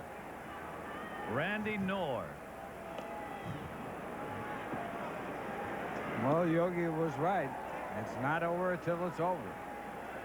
Well, Ralph, it's over. Today, we're done. Inside, 2-0 count. Gosh, you harken back to spring training. I remember that day we were talking to Jim Leyland, the Mets televised game on WWOR. Jim Leyland telling us that you guys are going to love Al Leiter. Said last year with Rob Nin and Kevin Brown, the great pitchers they are, Al Leiter kept the ball off the fat part of the bat more than any of his pitchers. Nobody admires Al Leiter more than Jim Leyland. He was right on every count. He sure was. He's given up only 8 home runs this year. There is a possibility that Louisville Slugger likes him better than anybody. Played by Baerga. Leiter breaks more bats than any pitcher the Mets have ever had, with the possible exception of John Matlack. And you know, it's an interesting point to me also when all the talk is about signing Mike Piazza. When Al Leiter, I mean, a case could be made that you're signing the ace of your staff. Everybody knows about how important pitching is. Al Leiter, it seems, maybe not as important as Piazza, but close, real close. Real close. Alex Gonzalez, 2 down, nobody on. There you see how much he keeps that ball off the fat part of the bat. Only Kevin Brown in San Diego, a better home run ratio. That one curving foul and into the seats. On the other hand, if the Mets do sign Mike Piazza, will they have enough money in the till to sign what Leiter's going to require? It's a tough call. Some postseason dollars wouldn't hurt No. in making those decisions. No. Few 52,000 crowds here over and above the regular season. 2-strike delivery by Leiter. Outside, 1-2 to Gonzalez. 2 down, nobody on. 10 in a row set down by the Mets left-hander. Looking for his 17th win of the year and his second against the Marlins. 1-2 delivery off the fists again. We had been scheduled on UPN 9 to have another ball game in Atlanta. Scheduling change is the reason this is going to be the last broadcast for us this year of Mets games. 1-2 delivery. Foul back again and off the facade. Stays 1-2.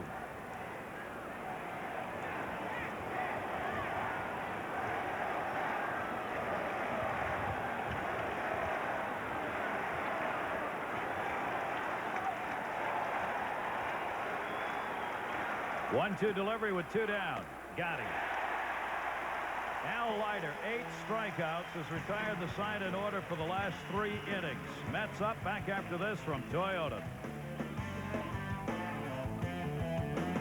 And having a personal communication relationship with his transistor radio and Bob Murphy. Murph off yesterday, his birthday. Back today. Happy belated. Did you bring the card, Ralph? I brought the card. Okay. And he has the card in his hand, or possibly Joy, who his wife celebrated that birthday yesterday. Murph took the day off. Ray Ordonez.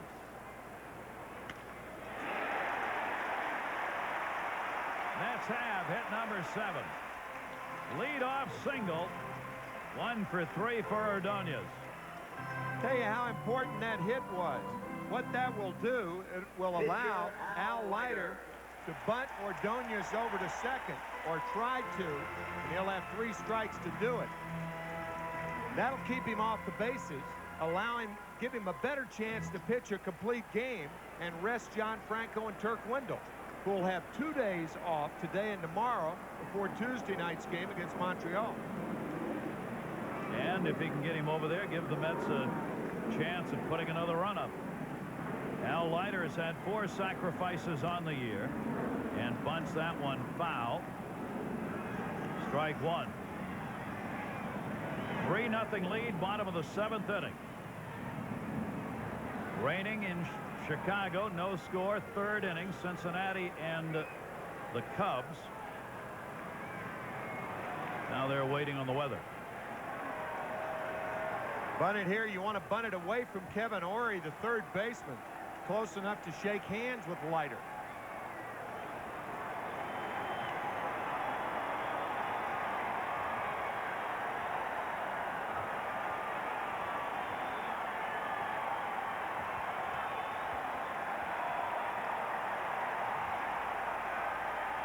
Lays down the bunt. Only plays at first. Leiter gets it done, a sacrifice. Ordonez to second with 1 away. You know, the Atlanta Braves teach their batters to bunt the ball back to the pitcher, and they're thinking on that. Bobby Dews, their 3rd base coach, was telling me they're thinking on that is your pitcher is not one of the fielders on the infield. If you make him field the ball, generally speaking, he's not the guy who's paid to field ground balls. He's paid to pitch. And generally speaking, he's the last guy of the 3, 1st and 3rd baseman and the pitcher, to come home. So bunting it back to the pitcher makes a lot of sense. Tony Phillips, and he's got the base hit. The strategy will work. Coming in to score, Ordonez, an RBI double for Tony Phillips, 4-0 Mets.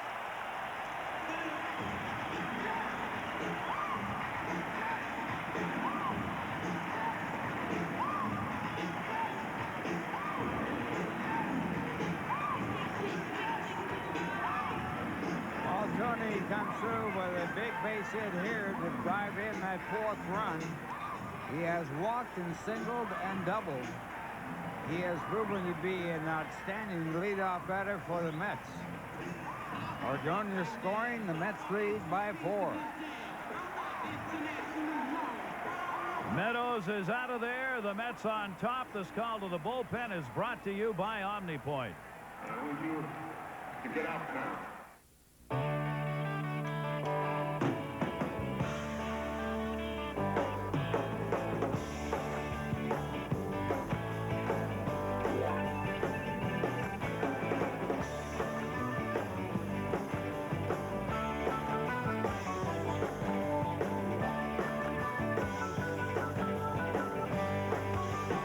Tony Phillips, a booming double down the right field line.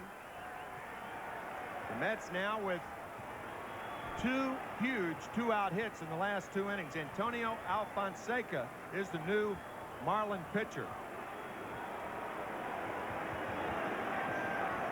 4 runs, 8 hits for the Mets. Excuse me, Gary. I said 2-out hits. There is only 1 out here in the 7th inning. The Lenny Harris hit was a 2-out hit, the 6th.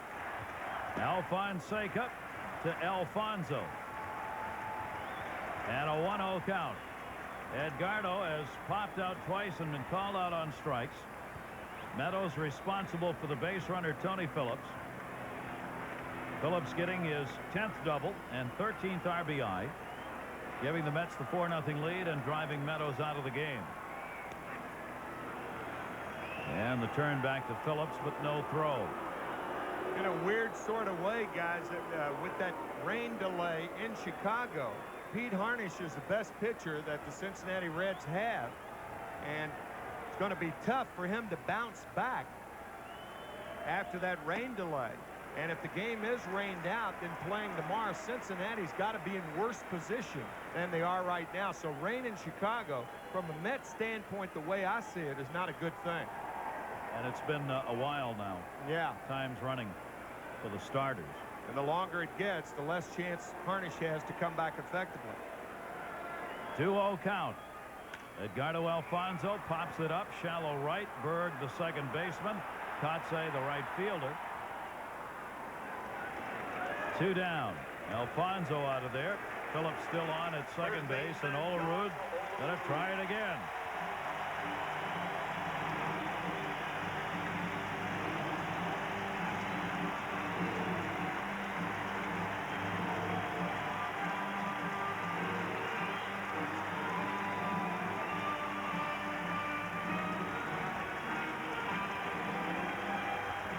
John Olerud has got the streak going. A walk, a home run, and a double. 13 straight times on base. Raising his average to .354, 1 behind Larry Walker. 9 hits in his last 9 at-bats. 13 times up, 13 times on, tying Jose Vizcaino for 9 straight hits. Check swing, 1-1.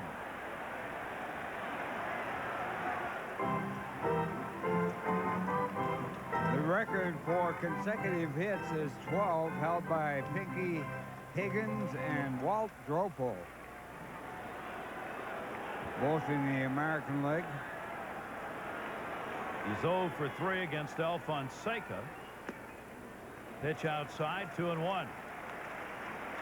John delivered his 22nd home run in the 3rd inning to give the Mets the 2-0 lead. RBI single by Lenny Harris in the 6th, added another, and the RBI double by Tony Phillips here in this inning, the 4th run. 3-1 on John Olerud. When you're hitting as well as Olerud has been hitting, you're seeing the ball so well.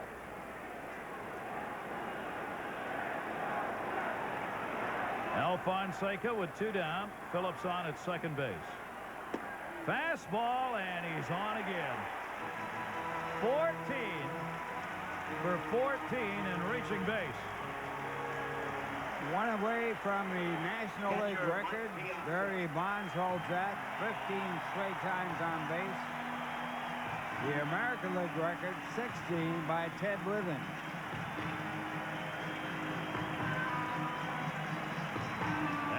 Mike Piazza a chance to slam the door on the Florida Marlins. 3 fly ball outs for Piazza today. 2 down and 2 on. And the fastball up high.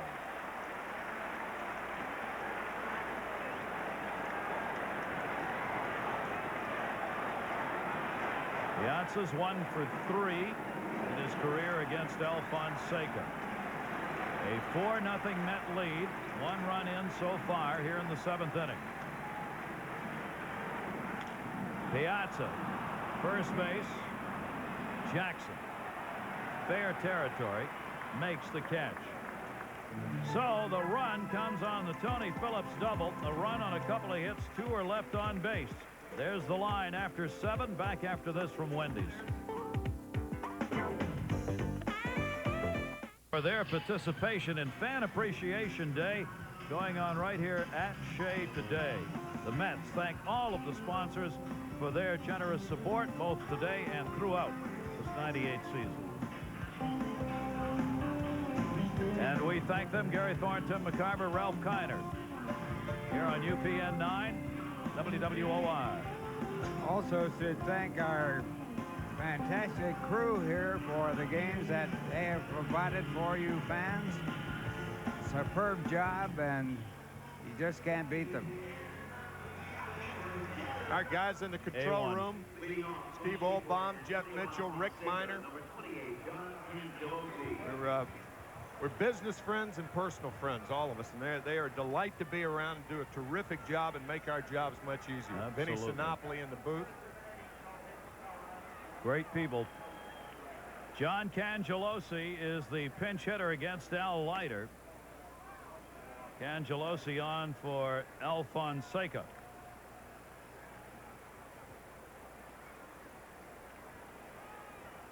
Hitting .232 on the year, and a strike taken. 4-0 lead. Leiter's gone the distance. We were talking about Sports Illustrated earlier, and John Cangeloso, I can't even say that word. Hey, you want to Whatever his last name is. Cangelosi. He made the cover of Sports Illustrated the hard way. He got flunked by John Smoltz. Charged the mound and was on the bottom of the pile when they took his picture. He said it was worth it. I remember that after a Ryan Thompson grand slam home run.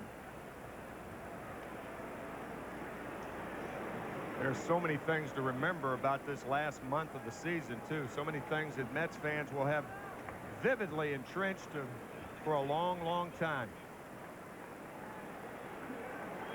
If I take this in Cobra, I'll be able to remember the whole month. 2-2. And foul off. I mean, we have to admit, it's really tough for us. Now, Ralph will be doing some of the games on Fox here for the final week, but for Timmy and I, you know, you go through the whole year and you get to the final week. All the great stuff, and we're done today. Yeah. And it's nobody's fault. You know, that's the way it is. The way it is. I'll send you some email at what happened. Will you hold up our end of the bargain? Yeah, I'll be there. Well, if you find an email address for me, let me know. 2-2 the count. Cangelosi. And it's 3-2. Top of the order will follow. Berg and then Dunwoody do up for the Marlins here in the 8th inning. And our Nobody Beats the Wiz National League scoreboard. Astros have had that lead throughout. Broken bat, ground ball. Another win for Louisville Slugger, and Cangelosi's out of there. We got a note here, Gary, that we didn't mention Craig Biggio as a possible potential MVP player for the Houston Astros, and he certainly is a candidate. Certainly is. Biggio and Bagwell. Andalou off that team. Oof. Had wonderful seasons and have been a long time great players. Dave Berg trying to bunt his way on, fouls it back, strike one. That's an idea of what Leiter does. That ball was running in so much. Berg tried to pull his bat back, but he couldn't. That ball found it. How many times do you see this, if ever? Berg goes to bunt the ball, and then he pulls it back, but the ball came in and bit the bat. That one is a fair ball down the line. Chase down Tony Phillips. Dave Berg on his way to second. Phillips will hold him there. So 12 in a row retired by Al Leiter. And here in the 8th inning, Berg comes up with a 1-out double. Looked like a changeup. You can see Piazza sitting outside. The ball sails back over the middle of the plate. Just fair. And Dave Berg has had 2 good at-bats. You may remember that last at-bat when he fouled off all those 3-2 pitches, and now doubles the first extra base hit of the ball game for the Marlins. 5th hit. Their first base runner since the 4th inning. Todd Dunwoody with 1 away. Inside, ball 1 to Dunwoody. Marlins trying to make a late run against Al Leiter and the Mets. Florida throughout this series, they've not caved in. They have battled right down to the final out as they did yesterday, and a 2-0 count on Dunwoody. Eric Wendell has worked 6 consecutive days, 6 consecutive games.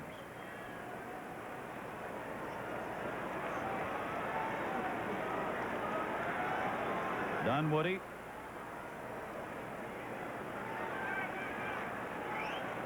with a 2-0. 2-ball, 1-strike count. Batting only .222 off left-handers for Dunwoody this year. 30 points below what he hits against right-handers. Quality starts. Al Leiter. He wins this one. He'll have won 5 in a row.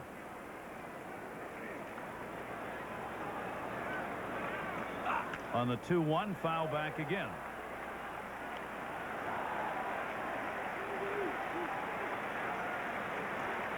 Left-hander Dennis Cook will join Turk Wendell.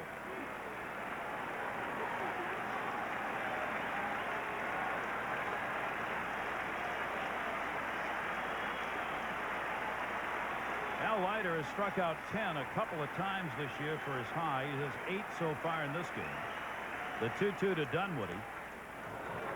Just enough to stay alive.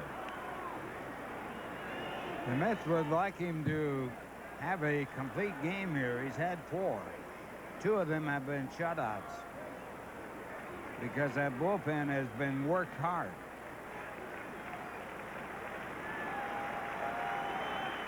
Got 1 down here. Bob Apodaca, good deal less tense than he was in the 9th inning yesterday. Center field. McRae had trouble off the bat, didn't see it. Backs up. He's got it lined up and hauls it in. Dunwoody out of there. Today's game brought to you by Budweiser. Brewery Fresh Budweiser, the official beer of Major League Baseball. You're right, Gary. Brian McRae having a tough time with that fly ball to center. Not picking it up immediately, but it had so much hang time on it, it gave him a chance to recover. Watch his first 2 or 3 steps. Watch the hands go up. But he recovers nicely. In yesterday's ball game, he lost the ball in center field that went for a double. Never did see the ball. And getting down to yesterday, we had a 4-10 first pitch. Getting close to that time again when that angle of the sun really gives the outfielders a problem. You see the shadows already inching out towards the pitching mound. Mark Kotsay up. 1-0 count, 2 down, runner at second base. Fights that one almost directly back, 1-1. Kotsay a single and 3 times up. 9-game hit streak for him, upping his average to 280.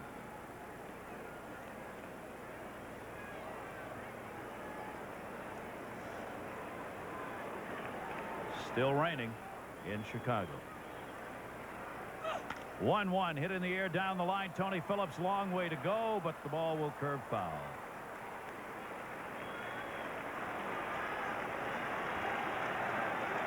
Kotsay certainly one of the top rookies of the year, and he has a great future ahead of him.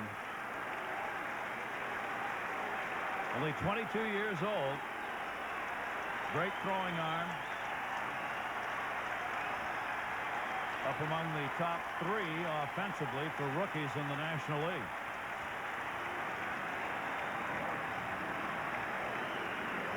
Runner at second, 1-2. Kotsay's gone. 9 strikeout for Leiter. Working on a shutout. Back after this from Chrysler.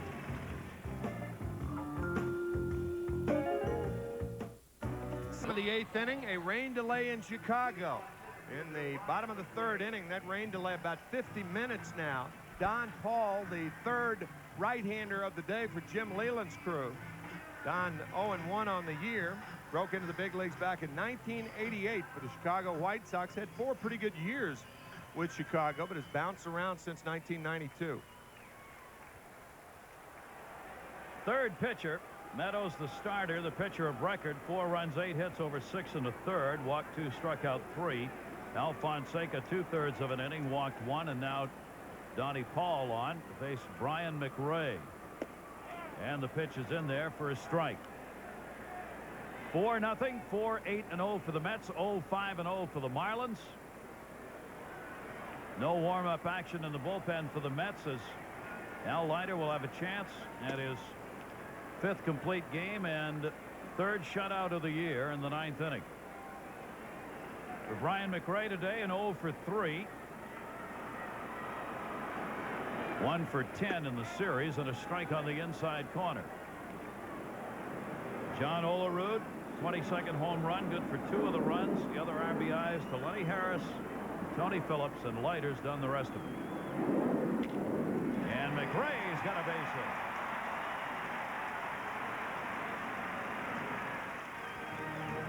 This copyrighted telecast authorized under television rights granted by Sterling Doubleday Enterprises solely for the entertainment of our audience. Any publication, reproduction, or use of the pictures, descriptions, and accounts of this game without the express written consent of Sterling Doubleday Enterprises is prohibited. Any commercial or other use of the program, such as by charging admission for its showing, is likewise prohibited. Lenny Harris batting at 266. Paul down low, ball 1. Harris had an RBI single in the 6th, also single in the 4th, 2 for 3.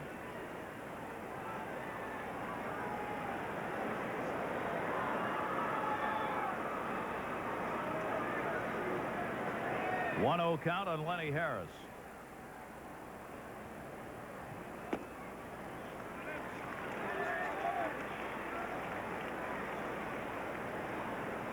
Two-0 the count.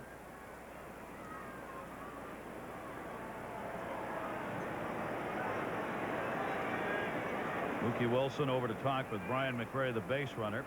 Ryan Jackson holding the bag. Foul back by Lenny Harris. 2-1.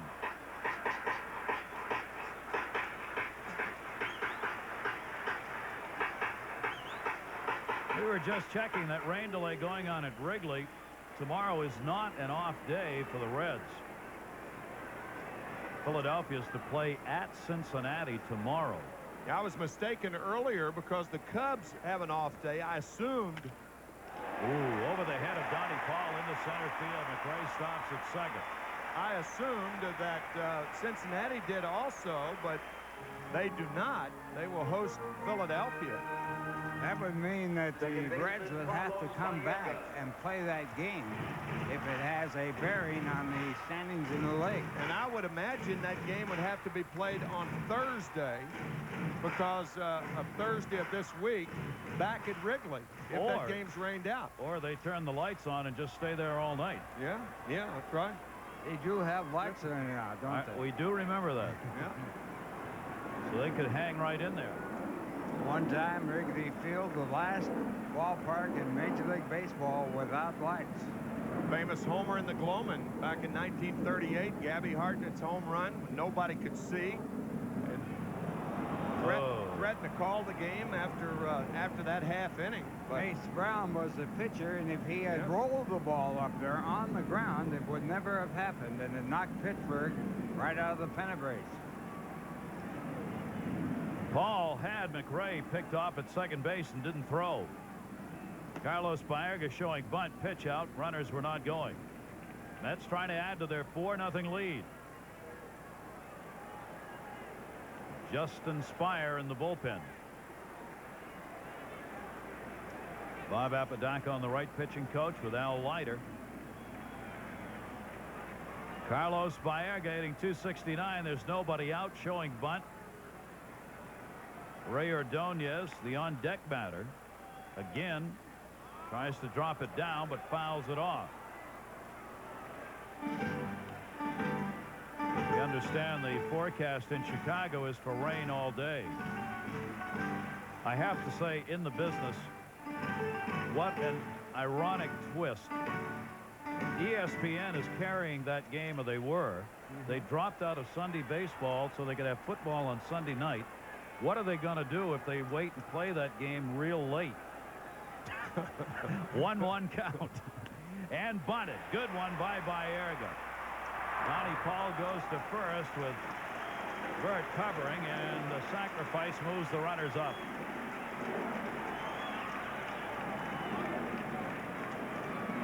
if you sacrifice Baerga for Ordonez, don't be surprised if you see the squeeze play immediately. Fine bunt by Carlos Baerga. And they're going to walk him. Yep. The pitcher Leiter is due up next and is going to hit, or was going to hit. Matt Franco has come out in the on-deck circle. Is it a bluff? It could be. I don't think so, because Bobby Valentine has the right-hander up in the bullpen. I think Matt Franco, there's no left-hander warming for Jim Leland, and Bobby Valentine's trying to put him away right here. And Leland forcing Bobby's hand right now. Will he go to the pinch hitter? Mets scurrying in the bullpen now. Jeff Tam was throwing, but I think Tam was just throwing on the side. Tam wasn't getting ready to pitch today, I don't think. He was down there. It's his day to throw. Now he's going to stay up and throw, and Dennis Cook, who started up, will go sit down for two right-handers, Tam and Wendell. Bases are loaded, and Matt Franco will come on for Leiter.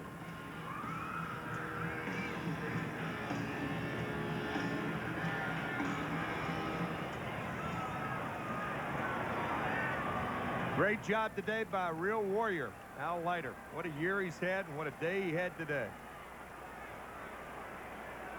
Mets leading 4-0. Have the bases loaded and one out. And Matt Franco against Donnie Paul takes the first pitch for a strike. 12 for 50 as a pinch hitter, with one pinch hit home run for Matt Franco.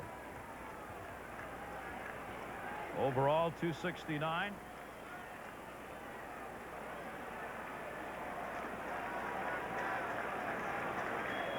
Leiter works 8 shutout innings, giving up 5 hits, walking 1, striking out 9.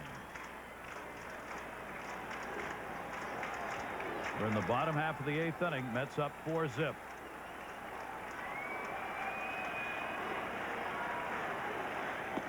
And Franco takes the pitch inside, 1-1. Well, Franco will have one more start, and of course not pitching 9 innings.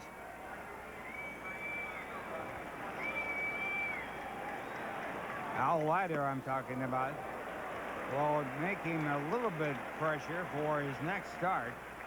And Bobby Valentine right here, figuring that another run or two would be enough to ice this game. Leiter's, of course, sitting on his 17th win. Well, actually sitting on the bench, but he's got a chance to win the 17th game.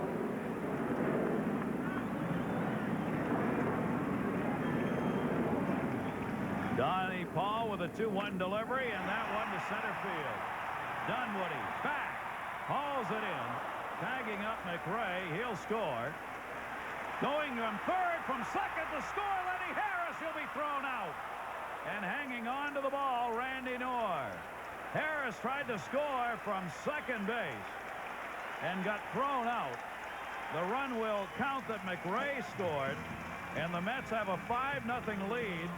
Now we go to the 9th inning with the Mets on top 5-zip. Dunwoody got the relay throw on the one hop to Burt, the second baseman who made the play at the plate. Back after this from Chevrolet.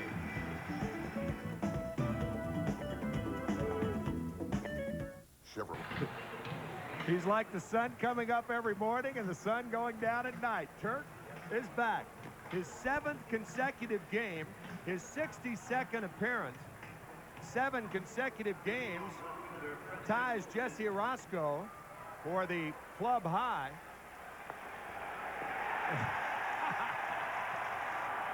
Gotta love it. In the previous 6 consecutive games, 10 1/3 scoreless innings over the last 7. He's allowed only 4 hits, 3 walks, 9 strikeouts. Not a save situation. Just trying to finish this one off. Preston Wilson, strike 1. Wilson has had 1 plate appearance and was called out on strikes. Jackson and Ori due up. Strike 2 with that slider. He reminds me so much of Ted Wilkes, who pitched for the Cardinals back in the 40s. Slider, slider, slider, and if the fastball is thrown, it's thrown high and tight. Mets leading 5-0. Check swing and a fair ball. Olerud right on the bag.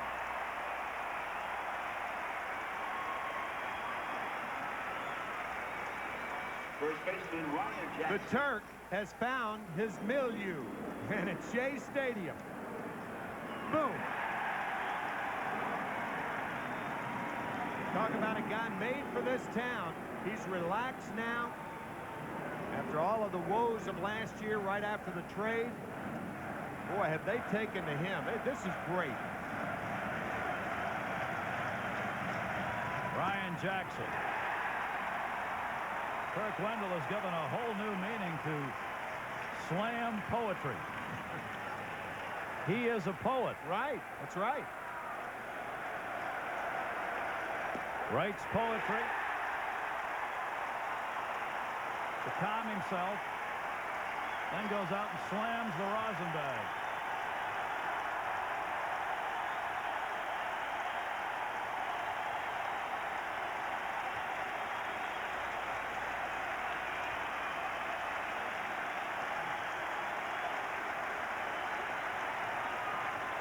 Two-strike pitch.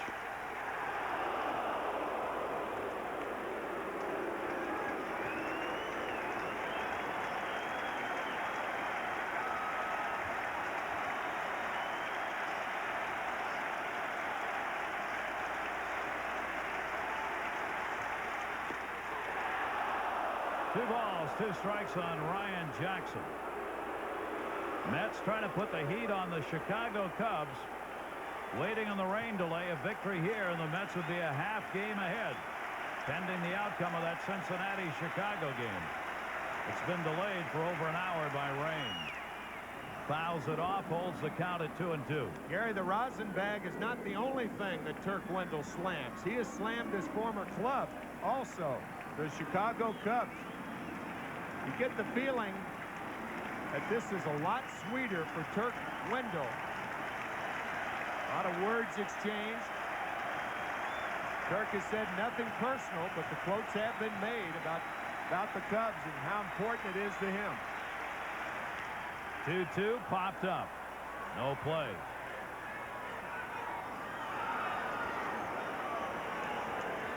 They knew he had a rubber arm. They just didn't realize how rubbery it was.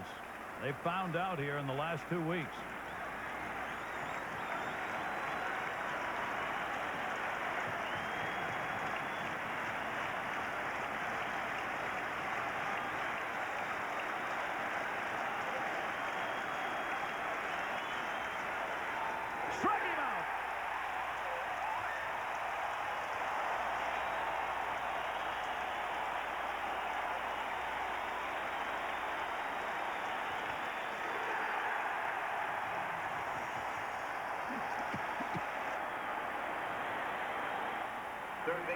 Kevin Ory. Well, here he goes again. It's that slider. And he strikes him out. Kirk Wendell.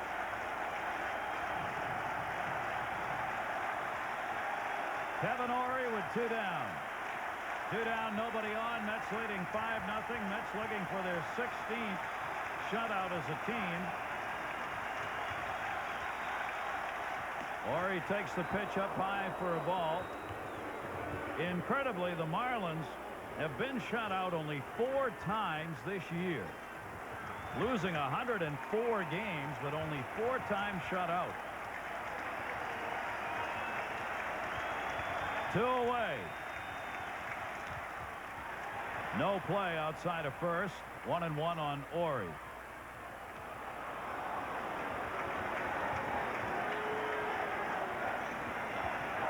One more out, and that team leads in the wild card race by a half game.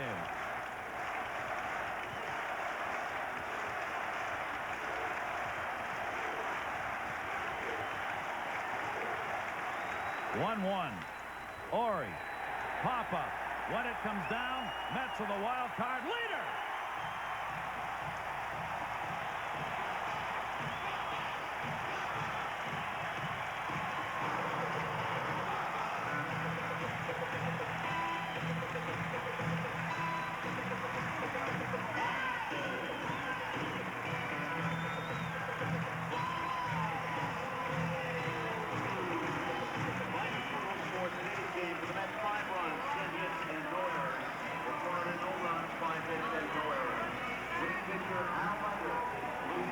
John Olerud's streak will continue. 22nd home run today and a double and 2 walks. Florida Marlins lose the season series to the Mets 7-5. Their former pitcher Al Leiter is now 17-5 with a win. As far as Turk Wendell is concerned, he hates tomorrow because it's an off day.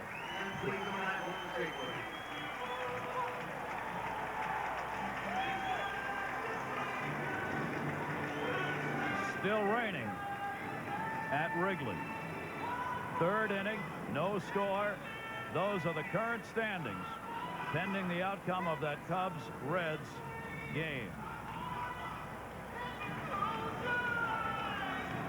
Why not believe when they're playing like this?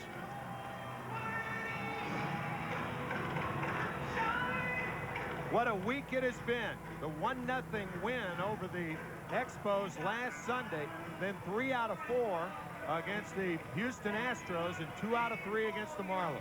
6 of their last 8. And the Mets with this victory have won 88 games, tying last year's high, and 5 more to go. We'll come back to Shea. Mets win it 5-0 right after this from Honda.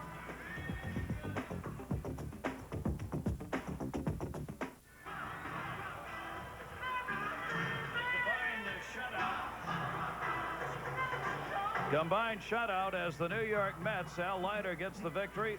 Wendell wraps it up.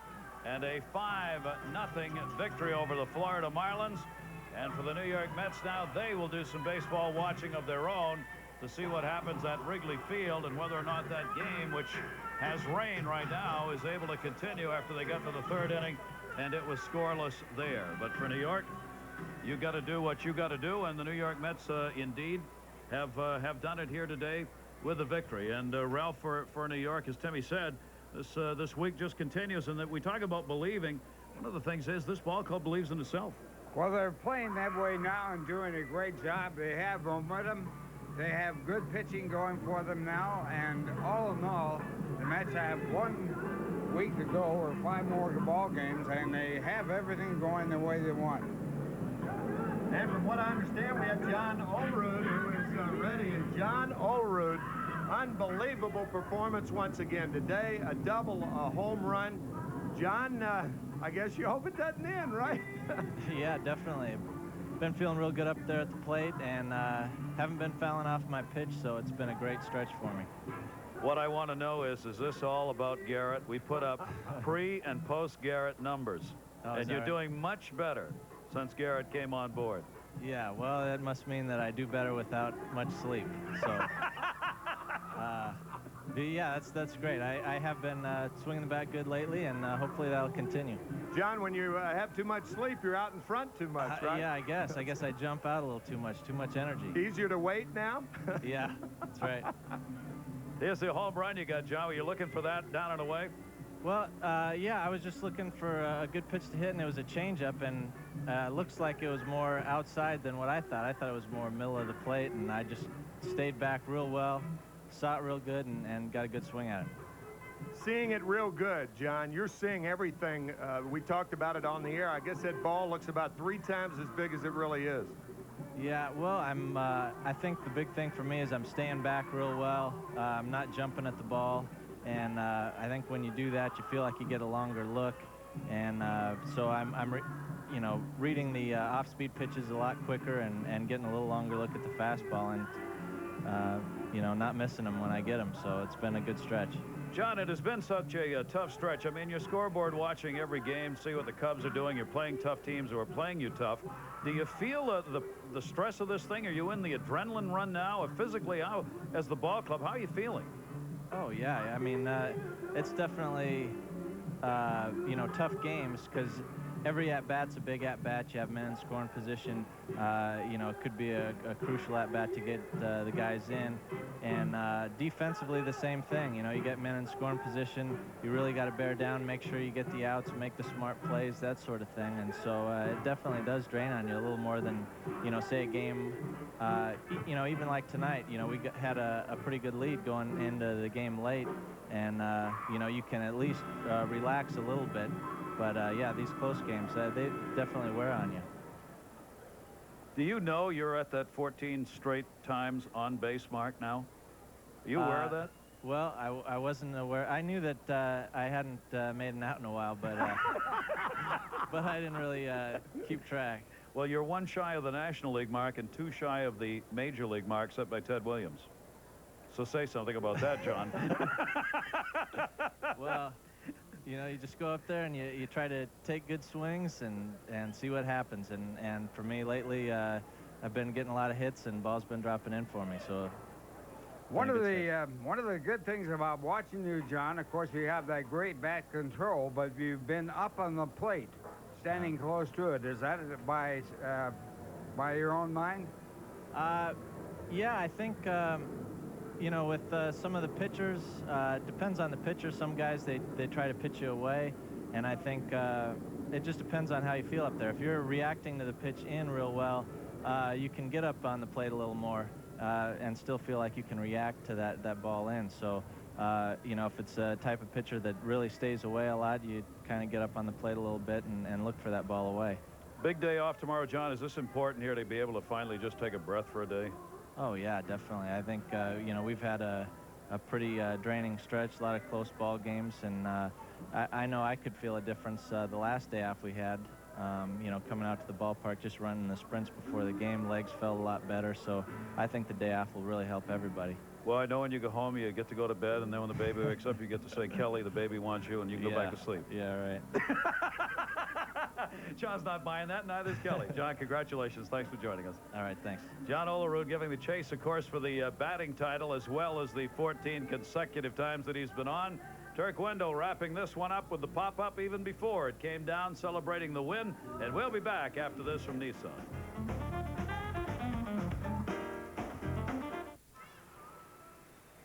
Back here at Shea Stadium, where you have seen a combined shutout. Al Leiter and Turk Wendell. Al Leiter winning his 17th game of the year. His record is now 17-5.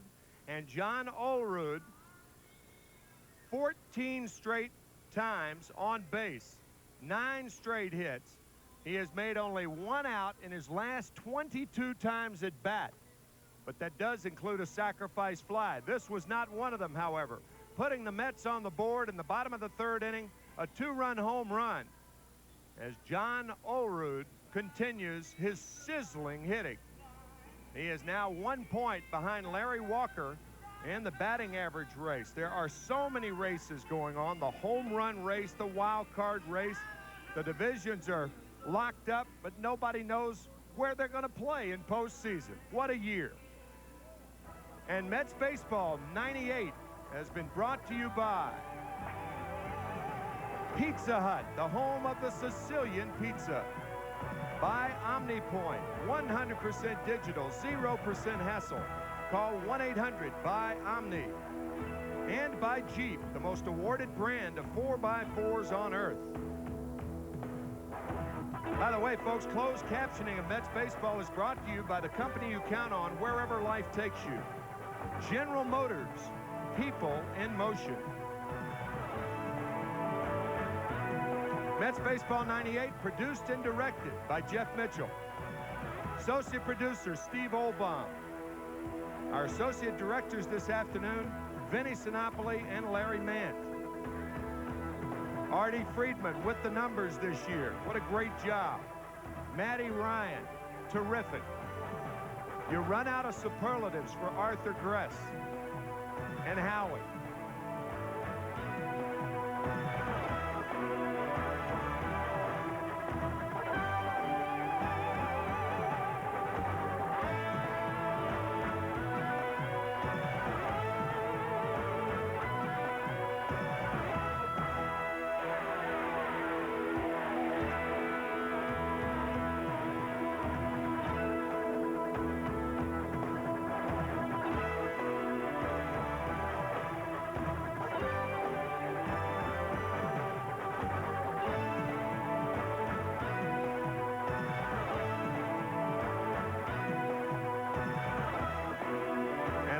But not least, our pal Rick Miner. Folks, we are thankful for your watching us this year, and we will see you next year.